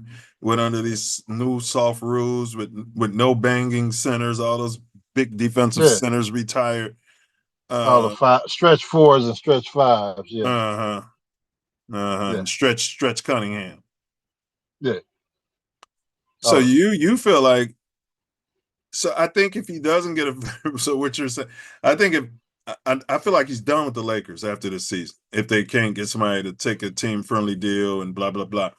But you feel like if the next team is saying, hey, I want to use him like Ace is suggesting, you come off the bench and be a veteran leader, we still need you. You're still solid. But you're not going to be the 1 option, 2 option, or the 3 option. You're not going to be hogging the ball, padding up stats, right? You're saying that rather than do that, he'll walk away from the game because he doesn't want to taint his legacy. He should have walked away after this season, is what I'm saying. But it's hard to leave $50 million on the table. But how much money do you damn need when you're a billionaire? Come on, man. He should have walked away because they said in the last game of the playoffs, if they had to come back, could have won that game, played another game, he wasn't going to be available. Man, take your roses or whatever the hell you call them and lead a game of basketball. You got your son on the Lakers. As soon as you leave, he's going to be gone too. So, I believe this ownership group is going to put together a deal where they're going to eat X amount of dollars Buy him and out. get rid of them. Yeah, they'll ship him somewhere. Let's say we pay 80% of his contract. Who the hell? I mean, the Bulls got to be looking into making it to the first round of the playoffs with him this year. If we can trade him something, trade a couple draft picks, and Lakers take 80% of his damn contract. The Bulls are just dumb enough to do that. I mean, we picked up D-Wade when he was past his prime, you know what I mean? And advertised it like it was the second coming of Michael Jordan. I'm like, this guy can't even make a layup anymore. He's done. Yeah, everybody knows his knees are gone. He's running on bone. Everybody knew he's running bone on bone. Not only that, he shitted on the organization when we were trying to get free agents like LeBron. He was shitting, telling the whole league, look what they did to Pippen. Look what they did. They don't take it. You know what I mean? And then they signed him in a max fucking deal. And you come in and let them take your money. Yeah. And then go on bed rest and then get hurt and then leave. Yeah. I mean, that's go ahead. But if they've got the capability of paying the Lakers $10 billion, I gotta believe it was less than $1 million that Dr. Buss paid for the Lakers. And now this team is worth $10 billion. You don't think that they got the capital to take that money and dirty LeBron James in his contract, especially once he starts pissing off the faithful Laker fans and everybody goes Luka Doncic, and his jersey becomes the top selling jersey in the NBA. You got to get rid of the guy. Yeah, because they're doing the same thing, and LeBron, he's not a stand around player. He don't move good off the ball because he's used to having the ball, and he's too old. He's a ball hog. He's a stat padding ball hog. Yeah. Now you got a Luka Doncic. You got Reeves who needs the ball. Yeah. To score, and you got all of these players that need the ball, and you've got this 78-year-old forward out here who definitely needs the ball because he's not gonna outquick anybody, and his power game is not gonna be persuasive enough to take down other teams. So the ether is telling me they offered that man probably $35 million a year for 3 seasons. Told him you could retire, Laker. This is our number, and they walked away from it, and that's why he exercised his player option. That's what they offered him, bro. And then they told him, we can go get you some help, jackass. We're here to win. Now, and then they saw him on that podcast talking about this ring culture. Buss was rolling over in his grave, bro. Kobe Bryant, rest his soul, was rolling over in his grave, bro. This ring culture. What are you talking about? This is the only reason we watch basketball. It's the only reason you should be suiting up in the damn preseason. Now, was it last year or the year before? He's out playing summer league ball when we're all saying, "Oh man, he's got the good shit." I mean, he's approaching 40 years old, and he's out playing summer league basketball. Yeah. The hell you got going on? Dumb. Dumb. You know what I'm saying? And now you want to bed rest during the season. Correct. And you more time away from your family and your wife as a veteran, and you're right. You playing in meaningless summer league games, not even a league owned by you. Yeah. He should be playing in Ice Cube's 3-on-3 league right now. Cube should be signed. Yeah, but I think Cube's not gonna pay him $60 million. All right, well, here we go. Bo knows. This is your boy Bo, man. You're very high on Bo, and my man, Bo. Yeah, can't say nothing about him bad. Love Bo, but listen to this, bro. I'm on the field where you got. Oh, hell yeah. Yeah. He keeps it real. What you got, man? We're Talk playing to us against the about St. it. Louis Cardinals. I guarantee you, if you ask Caleb Williams the same question, no, I've never got. It's never happened. Yeah. In the Raider Stadium. We was in the Coliseum. We ran a trap play. And the trap play was designed because I was notorious for cutting back on you at full speed. I didn't stutter step. I cut back 4-4. on you, and I was already in fourth gear. 4-2. And I don't know this brother's name. There was a linebacker. This brother had muscles in his breath. Steroids. Hey, I ain't never heard that one before, dog. you guys are sugar. laughing. But Yeah, I'm he would have serious said as a that about heart the booger attack. sugar or the roids. This brother had muscles in his breath. I didn't see him. Let's tell him. It's always the ones that you don't see that get you. You right. That you get got. And there was an off trap play to the weak side. Counter trap play. And I'm gonna go off tackle. I got to the time position and I'm gonna cut back 30 degrees to split the linebackers. Homeboy feel that hole. He hit and dropped me on the 2. I never saw it. It was like me running out in front of an 18-wheel. I'm not kidding you. He hit me, dropped me on the 2. Then this brother helped me up. He said, no, go get up, man. We're in the Coliseum. But my boss is up in the box. I got to put on a good show for him. Come on, let's get back to the hall. Next series, Jay Schrader called that same play. I looked at him like, have you lost your f***ing mind? You trying to send me back in there? Listen, we ran that play. Bo didn't cut back on him. Because I knew what was over there. Yeah. I kept that outside and got 26 yards. No. It only takes once. It only You ain't gonna touch that hot skillet but once. That's it. That's all it takes. He talking about himself in the third person. I love that. Well, hey, Bo, dude was watching film. He knew Bo was finna cut back, Yep. and he was right there waiting for him. But a guy gets hit like that in today's league, he's pulling up his socks for 30 minutes. They stop play. Yeah. He's on the Yeah, sideline for the next 2 series. They got the backup in. You know what I mean? Yeah, you gotta go to blue tent. Yeah, got to go to the 10. He's out 4 weeks, 5, 6, 7 weeks. Yeah. What happened? Yeah, you rung my bell. Man, the quarterback was calling the plays. Schrader, was he the quarterback at the time, or was he the offensive coordinator? Jay Schrader, he was a veteran quarterback. Yeah. I think that was after he played in Washington. So Yeah, he might have been okay, but damn, the quarterback was calling plays, bro. I know. It wasn't none of that headset crap. So either they were sending the play in, or if they got in the groove, you're going with it. But you got Bo Jackson out there, and you got you're running your offense.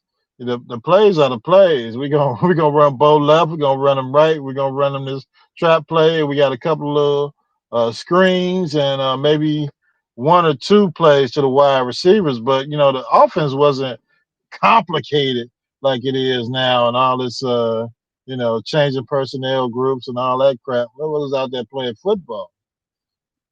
Yeah, I'm amending my top 5 running back list. I gotta have Walter that I've seen. I'm still putting walking paper number 1. I'm sliding Bo Jackson in number 2, and then Barry Sanders. Never Nervous Barry is number 3, bro. Yeah, Bo had a hold on you and that shit. That was it. And Tim Brown said he never played with nobody that was faster than him. He said that he was trying to catch Bo after he blocked for him, and Bo, he said, because Bo had he was faster than that 4.2 something you're talking about. Certain players, man, they run as fast as necessary. And they told him never chase Bo Jackson. He said, bro, he came to the sideline and said, was I in the mud? That's what Tim Brown was asking, man. Because he used to be able to run up behind the running backs, as he was saying, his whole career. You know what I mean? Yeah. No, not Bo. Bo hit that hole. He was gone. I sure hate that he had that freak injury that ended his career. Man. I know, man. But he hit that hole, and it wasn't nothing happening. Yeah. He heading to the tunnel. Brown said it was another time he heard Bo and coaching in the offensive room, and Bo was screaming. He just heard Bo screaming, Bo don't need no blocker. Bo don't want no blocker. So they designed the play, bro, where the whole offensive line pulled to the right. They told Tim Brown just run a short cross across, and Bo faked like he was going that way and ran to the left with zero blocking, bro, and got a 40-yard fucking touchdown, bro. Well, don't need no blocking. Yeah. Because if everybody's going the other way, even if somebody sees the play, they're one-on-one with him. Yep. And yeah, it ain't much they can do. That's what he was saying. These guys in my way, man. You know what I'm saying? Like, yeah. Right. I'm gonna step on somebody's ankle, or somebody gonna run slow and get in my way. And Yeah. Man, absolutely. Bo Jackson, bro. If he was a Bear, he'd probably be higher on my all-time list. I ain't gonna lie. Well, he didn't have the durability that Peyton had. That's the thing. No interest. Yeah. Now they were sitting out there with Bo Jackson and Marcus Allen at the same time. Oh my gosh. So Keenan Allen, bro, the one that likes to go on podcasts, drop passes, stuff like that. He's still unsigned, bro. You find that weird? And should the Bears? Are you interested in bringing him back to the Bears out there? $2 million. Oh, the veterans minimum. That was Diesel's guy. Yeah, because this rookie we got that everybody's so high on, that we just drafted. I hear you. Keenan could be a locker room guy, showing everybody how to run routes, and you can use him if injured. You can have packages for him. I hear you. Yeah, veteran minimum. Yeah, I'd bring him If he come back for the veteran minimum, I'd bring him back to work with the young guys we got. But other than that, nah. You gonna put a C on his chest? No. He's got this is a new regime. This is a new coaching staff, and you're a guy that made $13 million and was happy to walk out of here last year after dropping all them balls and not catching passes when we needed you to catch passes. And talking afterwards on the podcast about how guys weren't doing this. We brought you in here to clean this shit up. You was the veteran. Right. Yeah. Right.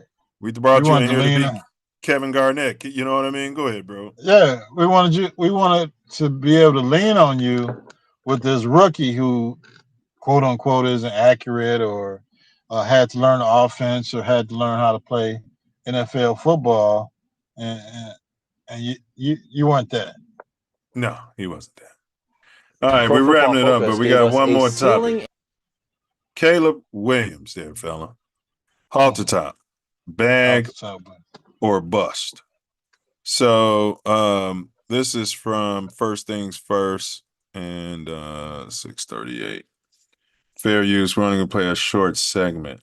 PFF, one of the guys at PFF. We don't know what's in their heart, do we? They're racist. I don't think they got any black people that be doing that advanced analytics. Yeah, no, they don't. A bunch of people never laced them up. But here we go.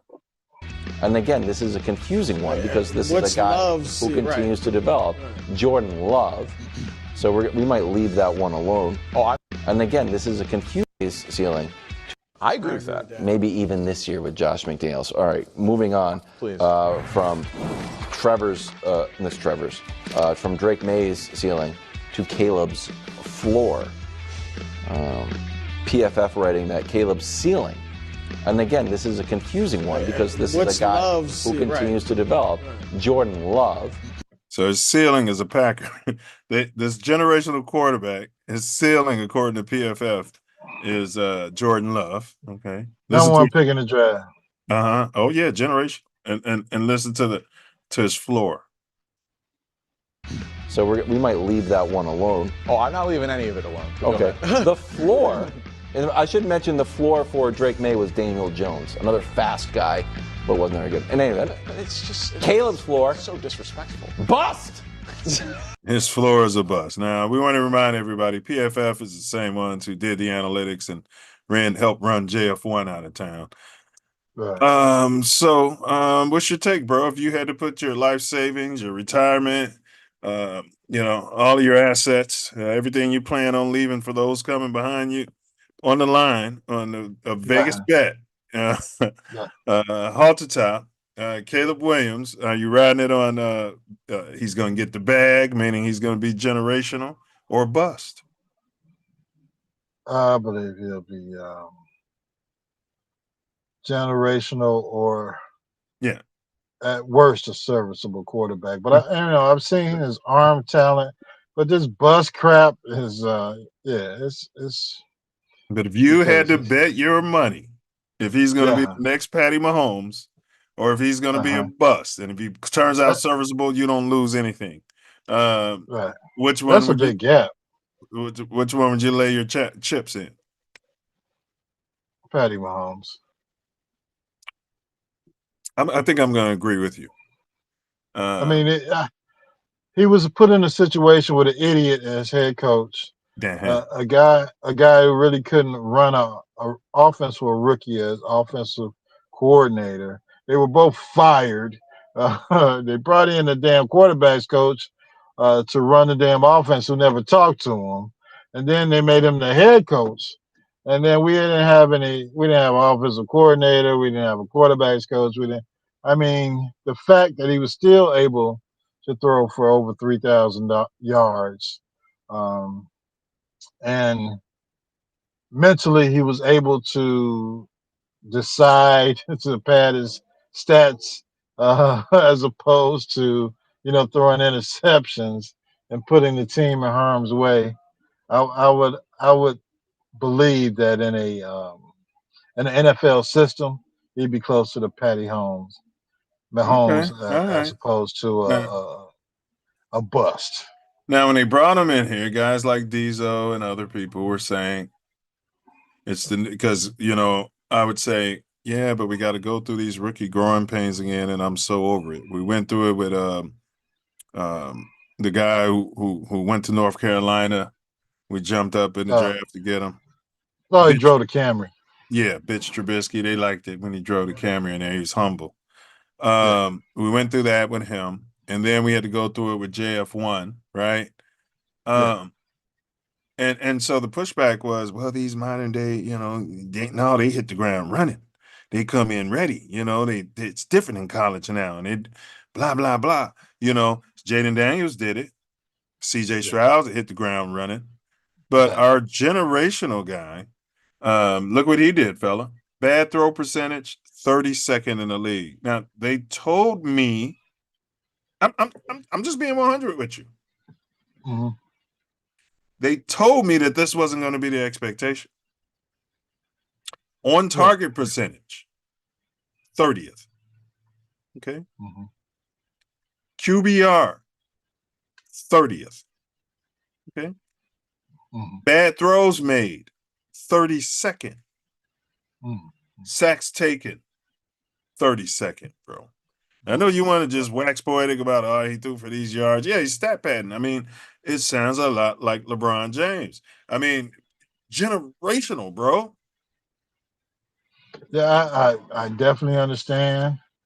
And I definitely understand he was also in a terrible situation with a idiot as head coach, GM, head coach, offensive coordinator. It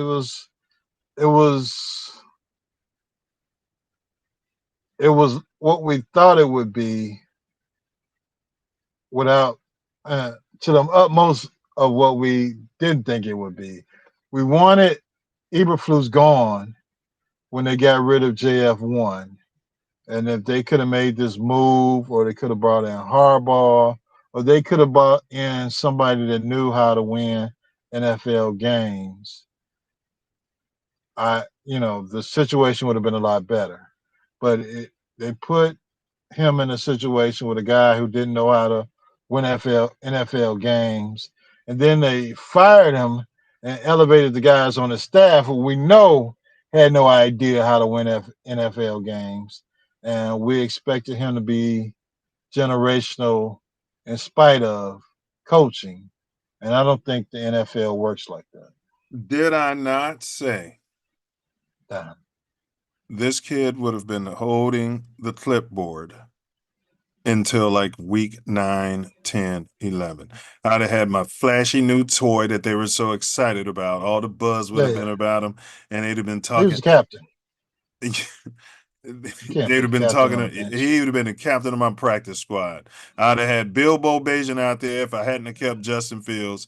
And then right around when I felt like this kid was ready to not. Let me put these numbers back up here again, because bro, this stuff.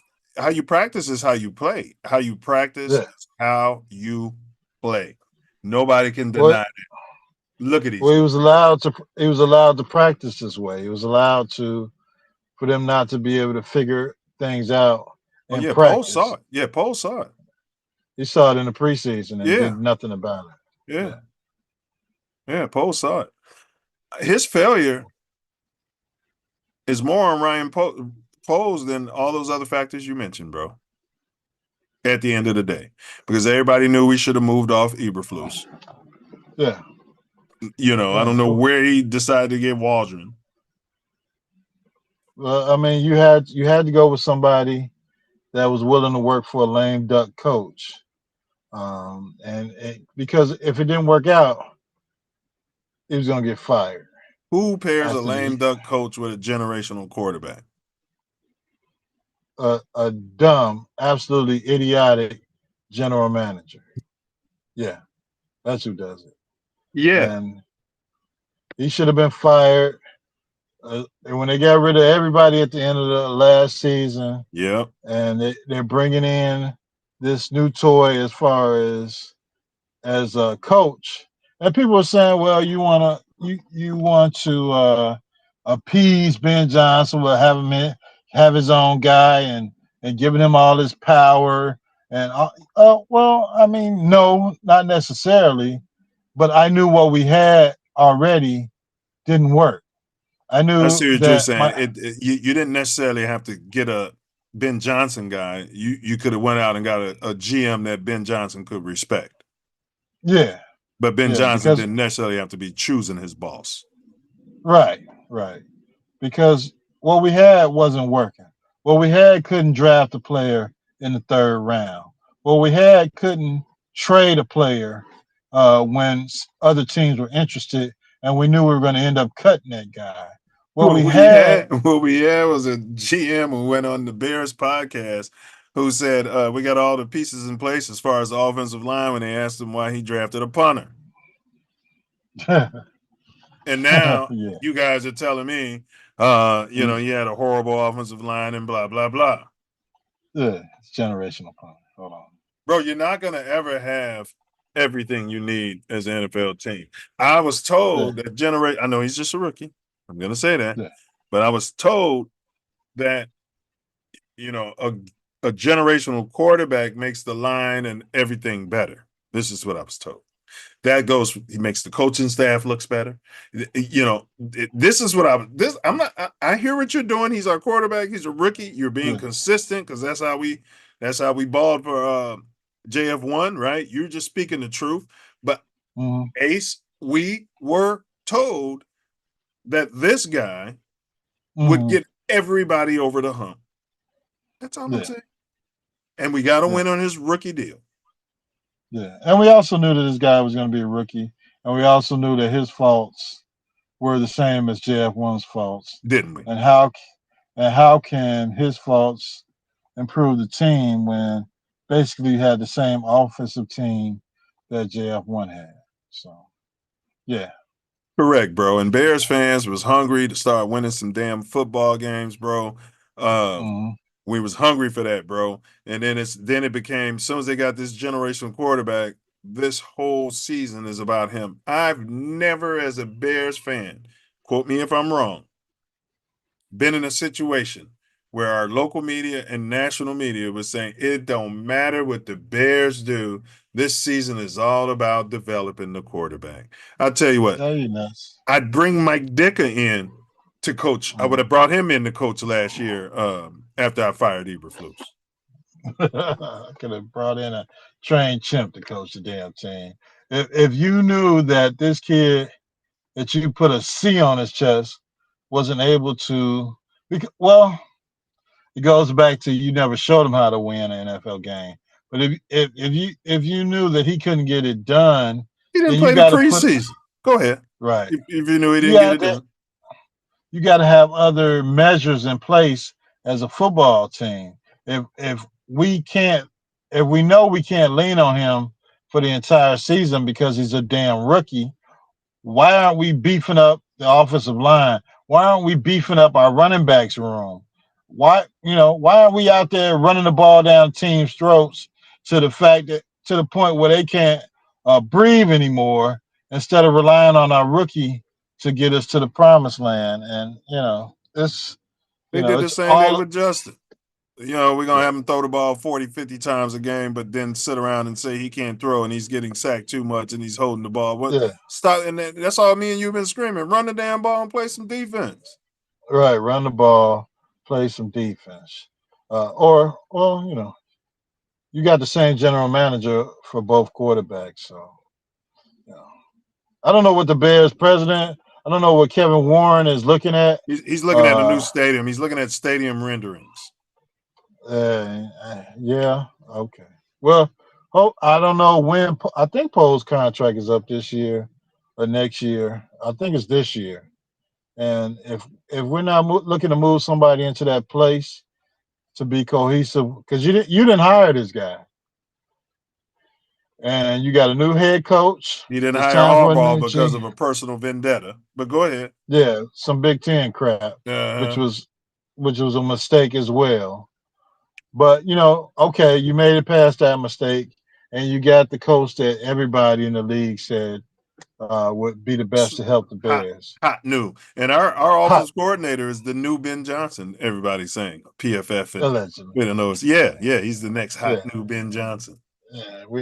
Okay. But you got a backup and your running backs coach and Eric Bieniemy. Yes. Yeah. Oh my God. Yeah. And you got a head coach over on the defensive side and Big Dick Allen. So, he's whipping them into shape right now. He gonna be riding around practice on a horse. I guarantee you, bro.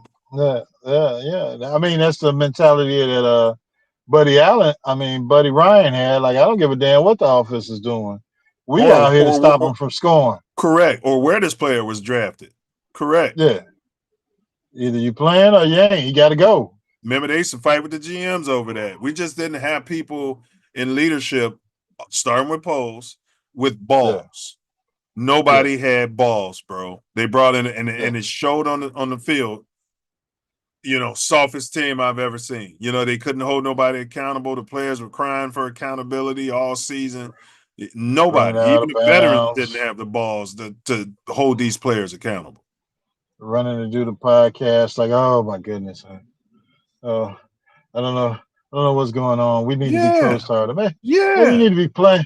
Maybe you need to be playing harder. Maybe you need to grab that guy next to you who's not making the play face mask. Correct. And tell them that this is what we need to do. Or if you don't know, then figure it out. Find a way to win. But none of that was going on. You're just going on podcasts talking about how bad the situation was.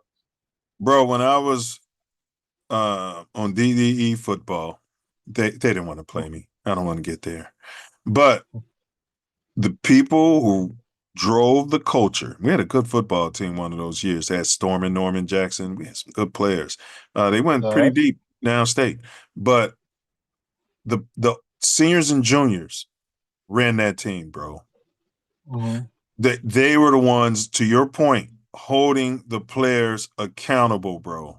You got to get to the weight room. You got to do this. You got to do that. Hey, y'all got to stop playing over here. You know what I mean? We got a game, it was them, bro. Because they knew they wanted to win. They had a goal.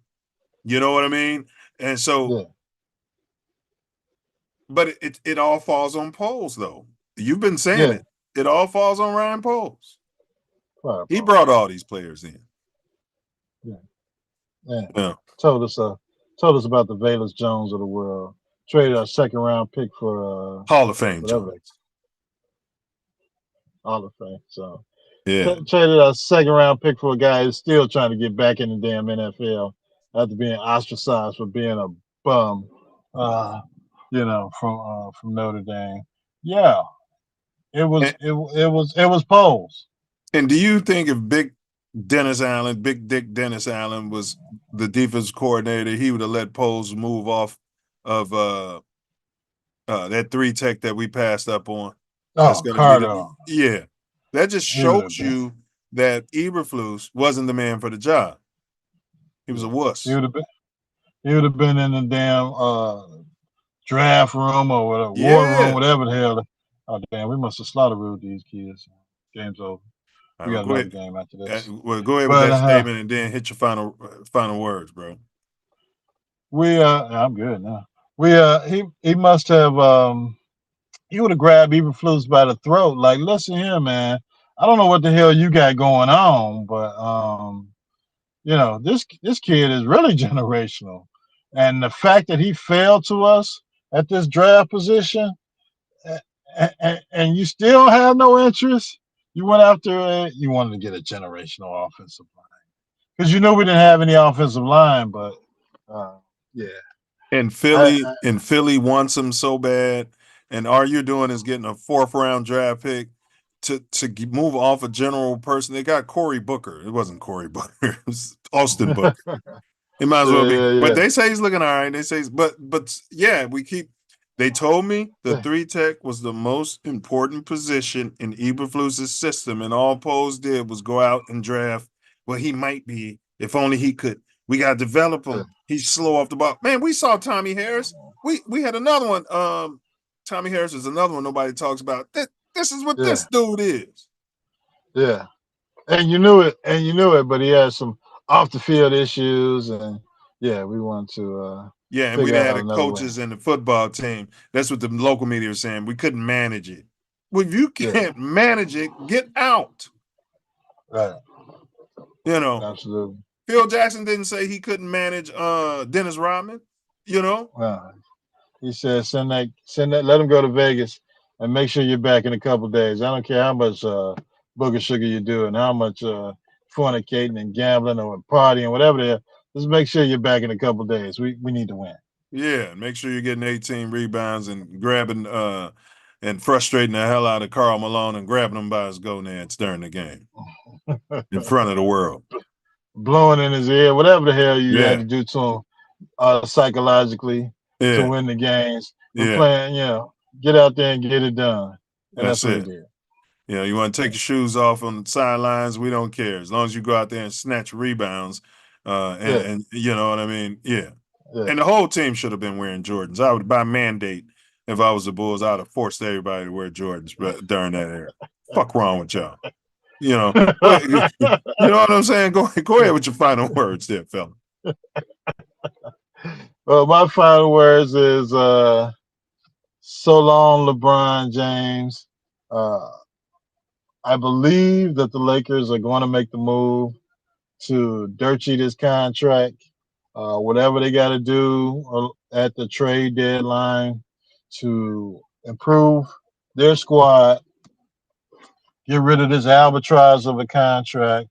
And I believe, as a general manager or whoever's running the team, you got to know that by the time you get to the trade deadline, this point of the season, the fans who are already sick of LeBron and his antics and his bed rest and him holding the Lakers hostage for the last couple of years, that they'll be in line with whatever you have to do to go ahead and get the team right, which will be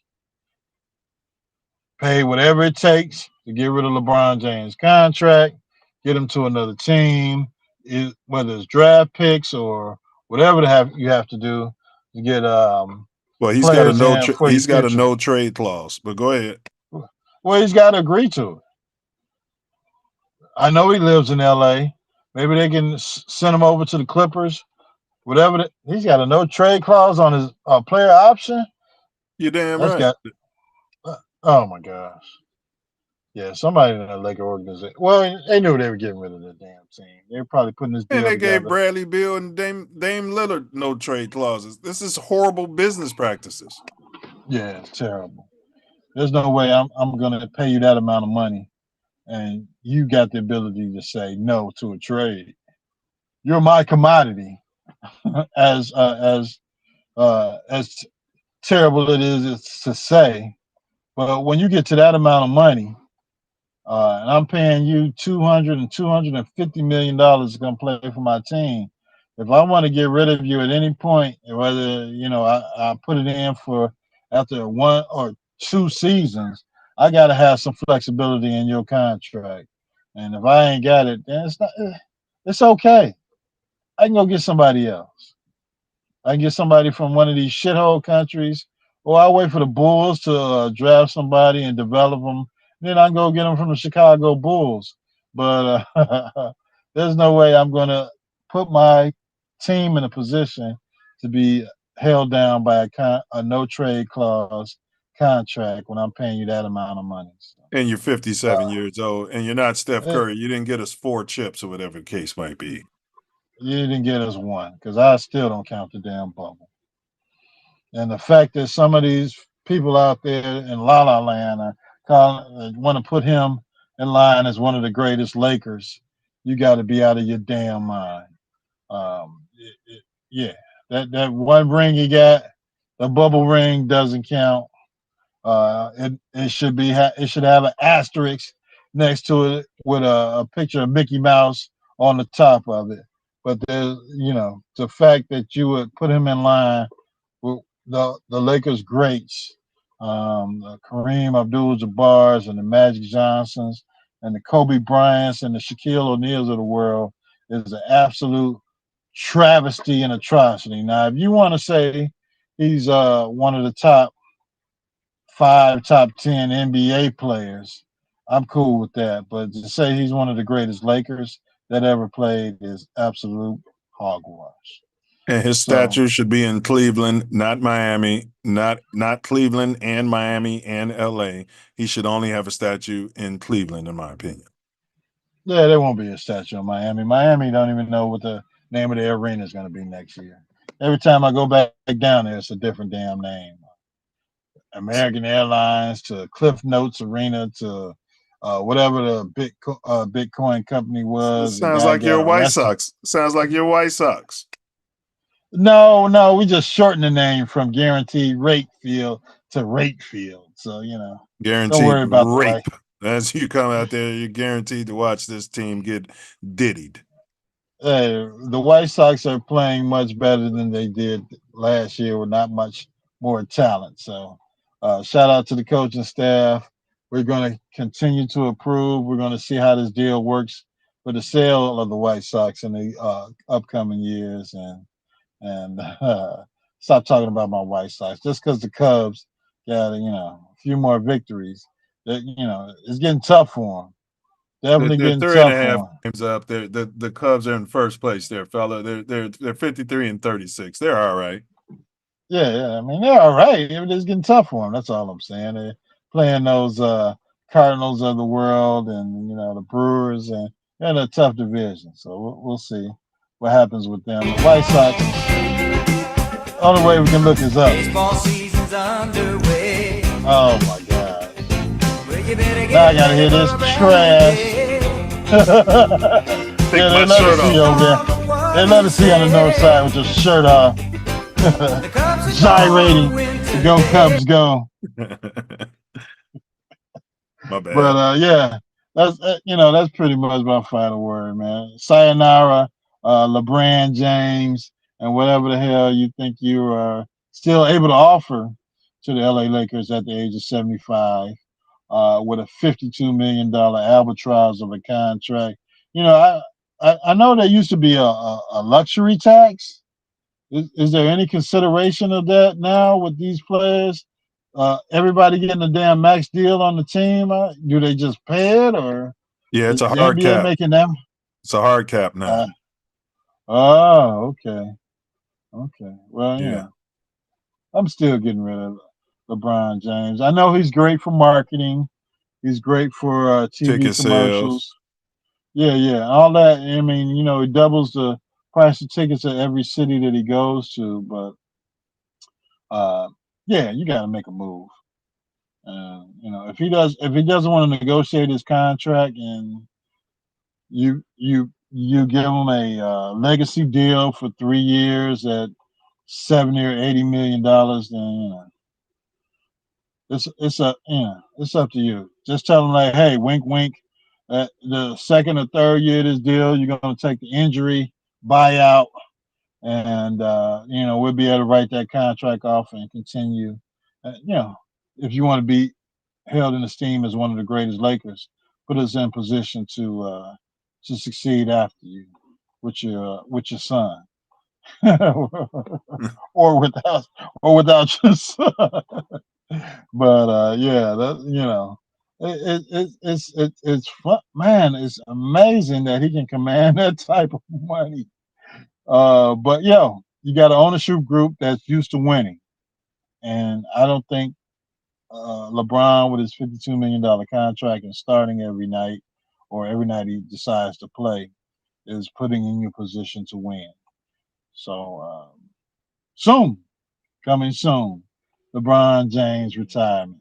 I see him on all these Facebook videos, working on his golf game, talking about how you shouldn't be talking mess while playing golf. I guess alluding to Michael Jeffrey Jordan, but sooner or later, it'll be time, and I believe it'll be sooner. I hate for any player to go out with a catastrophic injury. I don't care what the hell they taking, deer antler spray or the PEDs or whatever's legal at the time. But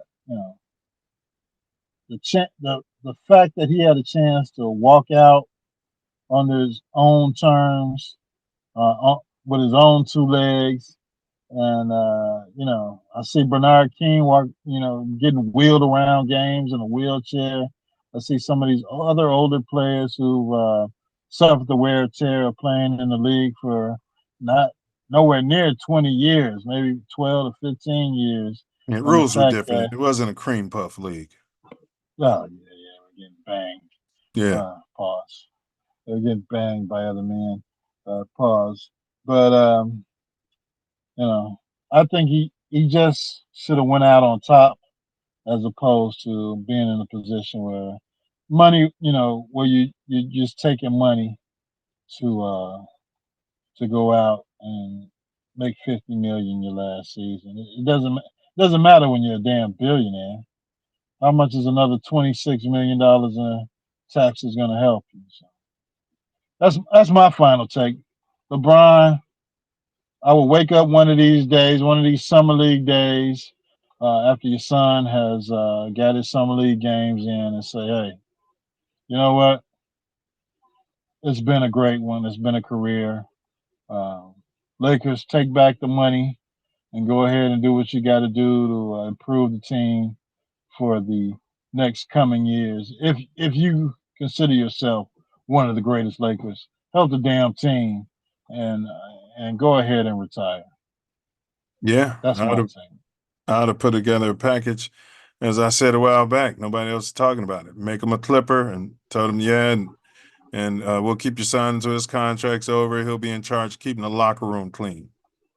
You know what I mean? He'll be the ball boy. Nah, you full of shit. Your son gonna be a clipper too. Well, eventually, once his contract's over, and if they want him now, then yeah. But you guys will be in the same city, and you can play it out. But that's a wrap on today's deep dive through the crossroads of culture, sports, and society. From the swirling controversy around the Diddler to the uncertain twilight of LeBron's LA chapter, we've peeled back the layers on stories that go far beyond the headlines. These aren't just celebrity moments, they're inflections of power, perception, and the public's shifting expectations. Whether it's a legend contemplating his final act or a league grappling with its political pulse, the game is never just about the scoreboard. Tricks isn't a trend, it's reality. And as athletes continue to speak out and shape the narrative, the line between the arena and the world outside, it keeps getting thinner and thinner and thinner. These conversations matter because they challenge us to think critically about who we elevate, who we scrutinize, and why. They force us to confront the uncomfortable truths behind the glitz and glory. And they remind us that sports, like society, are always evolving, sometimes painfully, sometimes powerfully. As for C-Dub, a.k.a. Halter Top Caleb Williams, the spotlight is his to own. He's Pookie out there. He's Pookie. It's all your fault, Pookie. And so it's Pookie, you're generational. So it's his spotlight is his to own or escape. The pressure, the promise, the potential. It's all on the table for you, young man. Whether he rises or falls, one thing's for sure. We'll be watching, analyzing, and unpacking every step of his journey. Until next time, stay sharp, stay curious, keep this conversation going, stay grounded in your purpose, open in your curiosity, and bold enough to encourage the world with your intention. This isn't just content, it's connection, and it means more because you're here. And RIP to all the victims of the mass shooting in Chicago. Oh man. Yeah, and condolences to their loved ones. I miss it, but shout out to the people in Texas and undergoing the floods and all the people in the Middle East is being bombed. Yeah. Just pray and love your loved ones and love who loves you and love all that need love. That's all I can say. Well said. We appreciate all of you guys' support and enthusiasm for this pod. Should you have any questions or need further information, feel free to reach out to either of us, or you can drop a comment. Stay tuned, stay passionate, bear down. And as always, until next time, Ace. I'm in Wisconsin. I just thought about that. I went to Damn Dick's Sporting Goods and I almost threw up looking at that pack of gear, but FGB. That's right. F to the highest level of F-ivity. Yeah, FGB. Comparing our quarterback's ceiling, according to PFF, is Jordan Love. Are you kidding me? Yeah. PFF. They on his ass, which we predicted. Yeah, like all of the noise about Justin, it's going to be just as high, or if not higher, for a generational colored quarterback. Yeah, you got to get it done. Yeah, but we always got to go through this. But the jury's out. We're waiting to see the preparation of the coaching staff, the preparation of the entire team and the entire Bears organization. I think you're going to see a big improvement and difference this year. It's a perpetual loop. We hear this every season. Go Bears, bear down. Super Bowl, Super Bears. All right. So you find yourself sliding through the Windy City, might be going to an album release party, then out there smoking your Black and Mild. Be careful. You might be in sunny Southern California, slipping through Pacoima. Might be over there in Inglewood, South Central LA. You better watch your back. Keep your head on a swivel. Check your blind spot. Use that technology, that blind spot assist. Sure. Guard your grill. Knuckle up, baby. Knuckle up. And don't forget it, baby. Mouthpiece included. And don't forget to. Don't forget it, baby. I ain't got one with you. And don't forget to bring your mouthpiece. Bear down, FGB. FGB. FGB. Like the that? highest level of F-ivity. Oh, man. That pack of gear made me throw up. Paint your fingernails? You like that? You're all sexual? All the top, all so sexy right now. And you the captain? All right. That was last year. You got a new captain.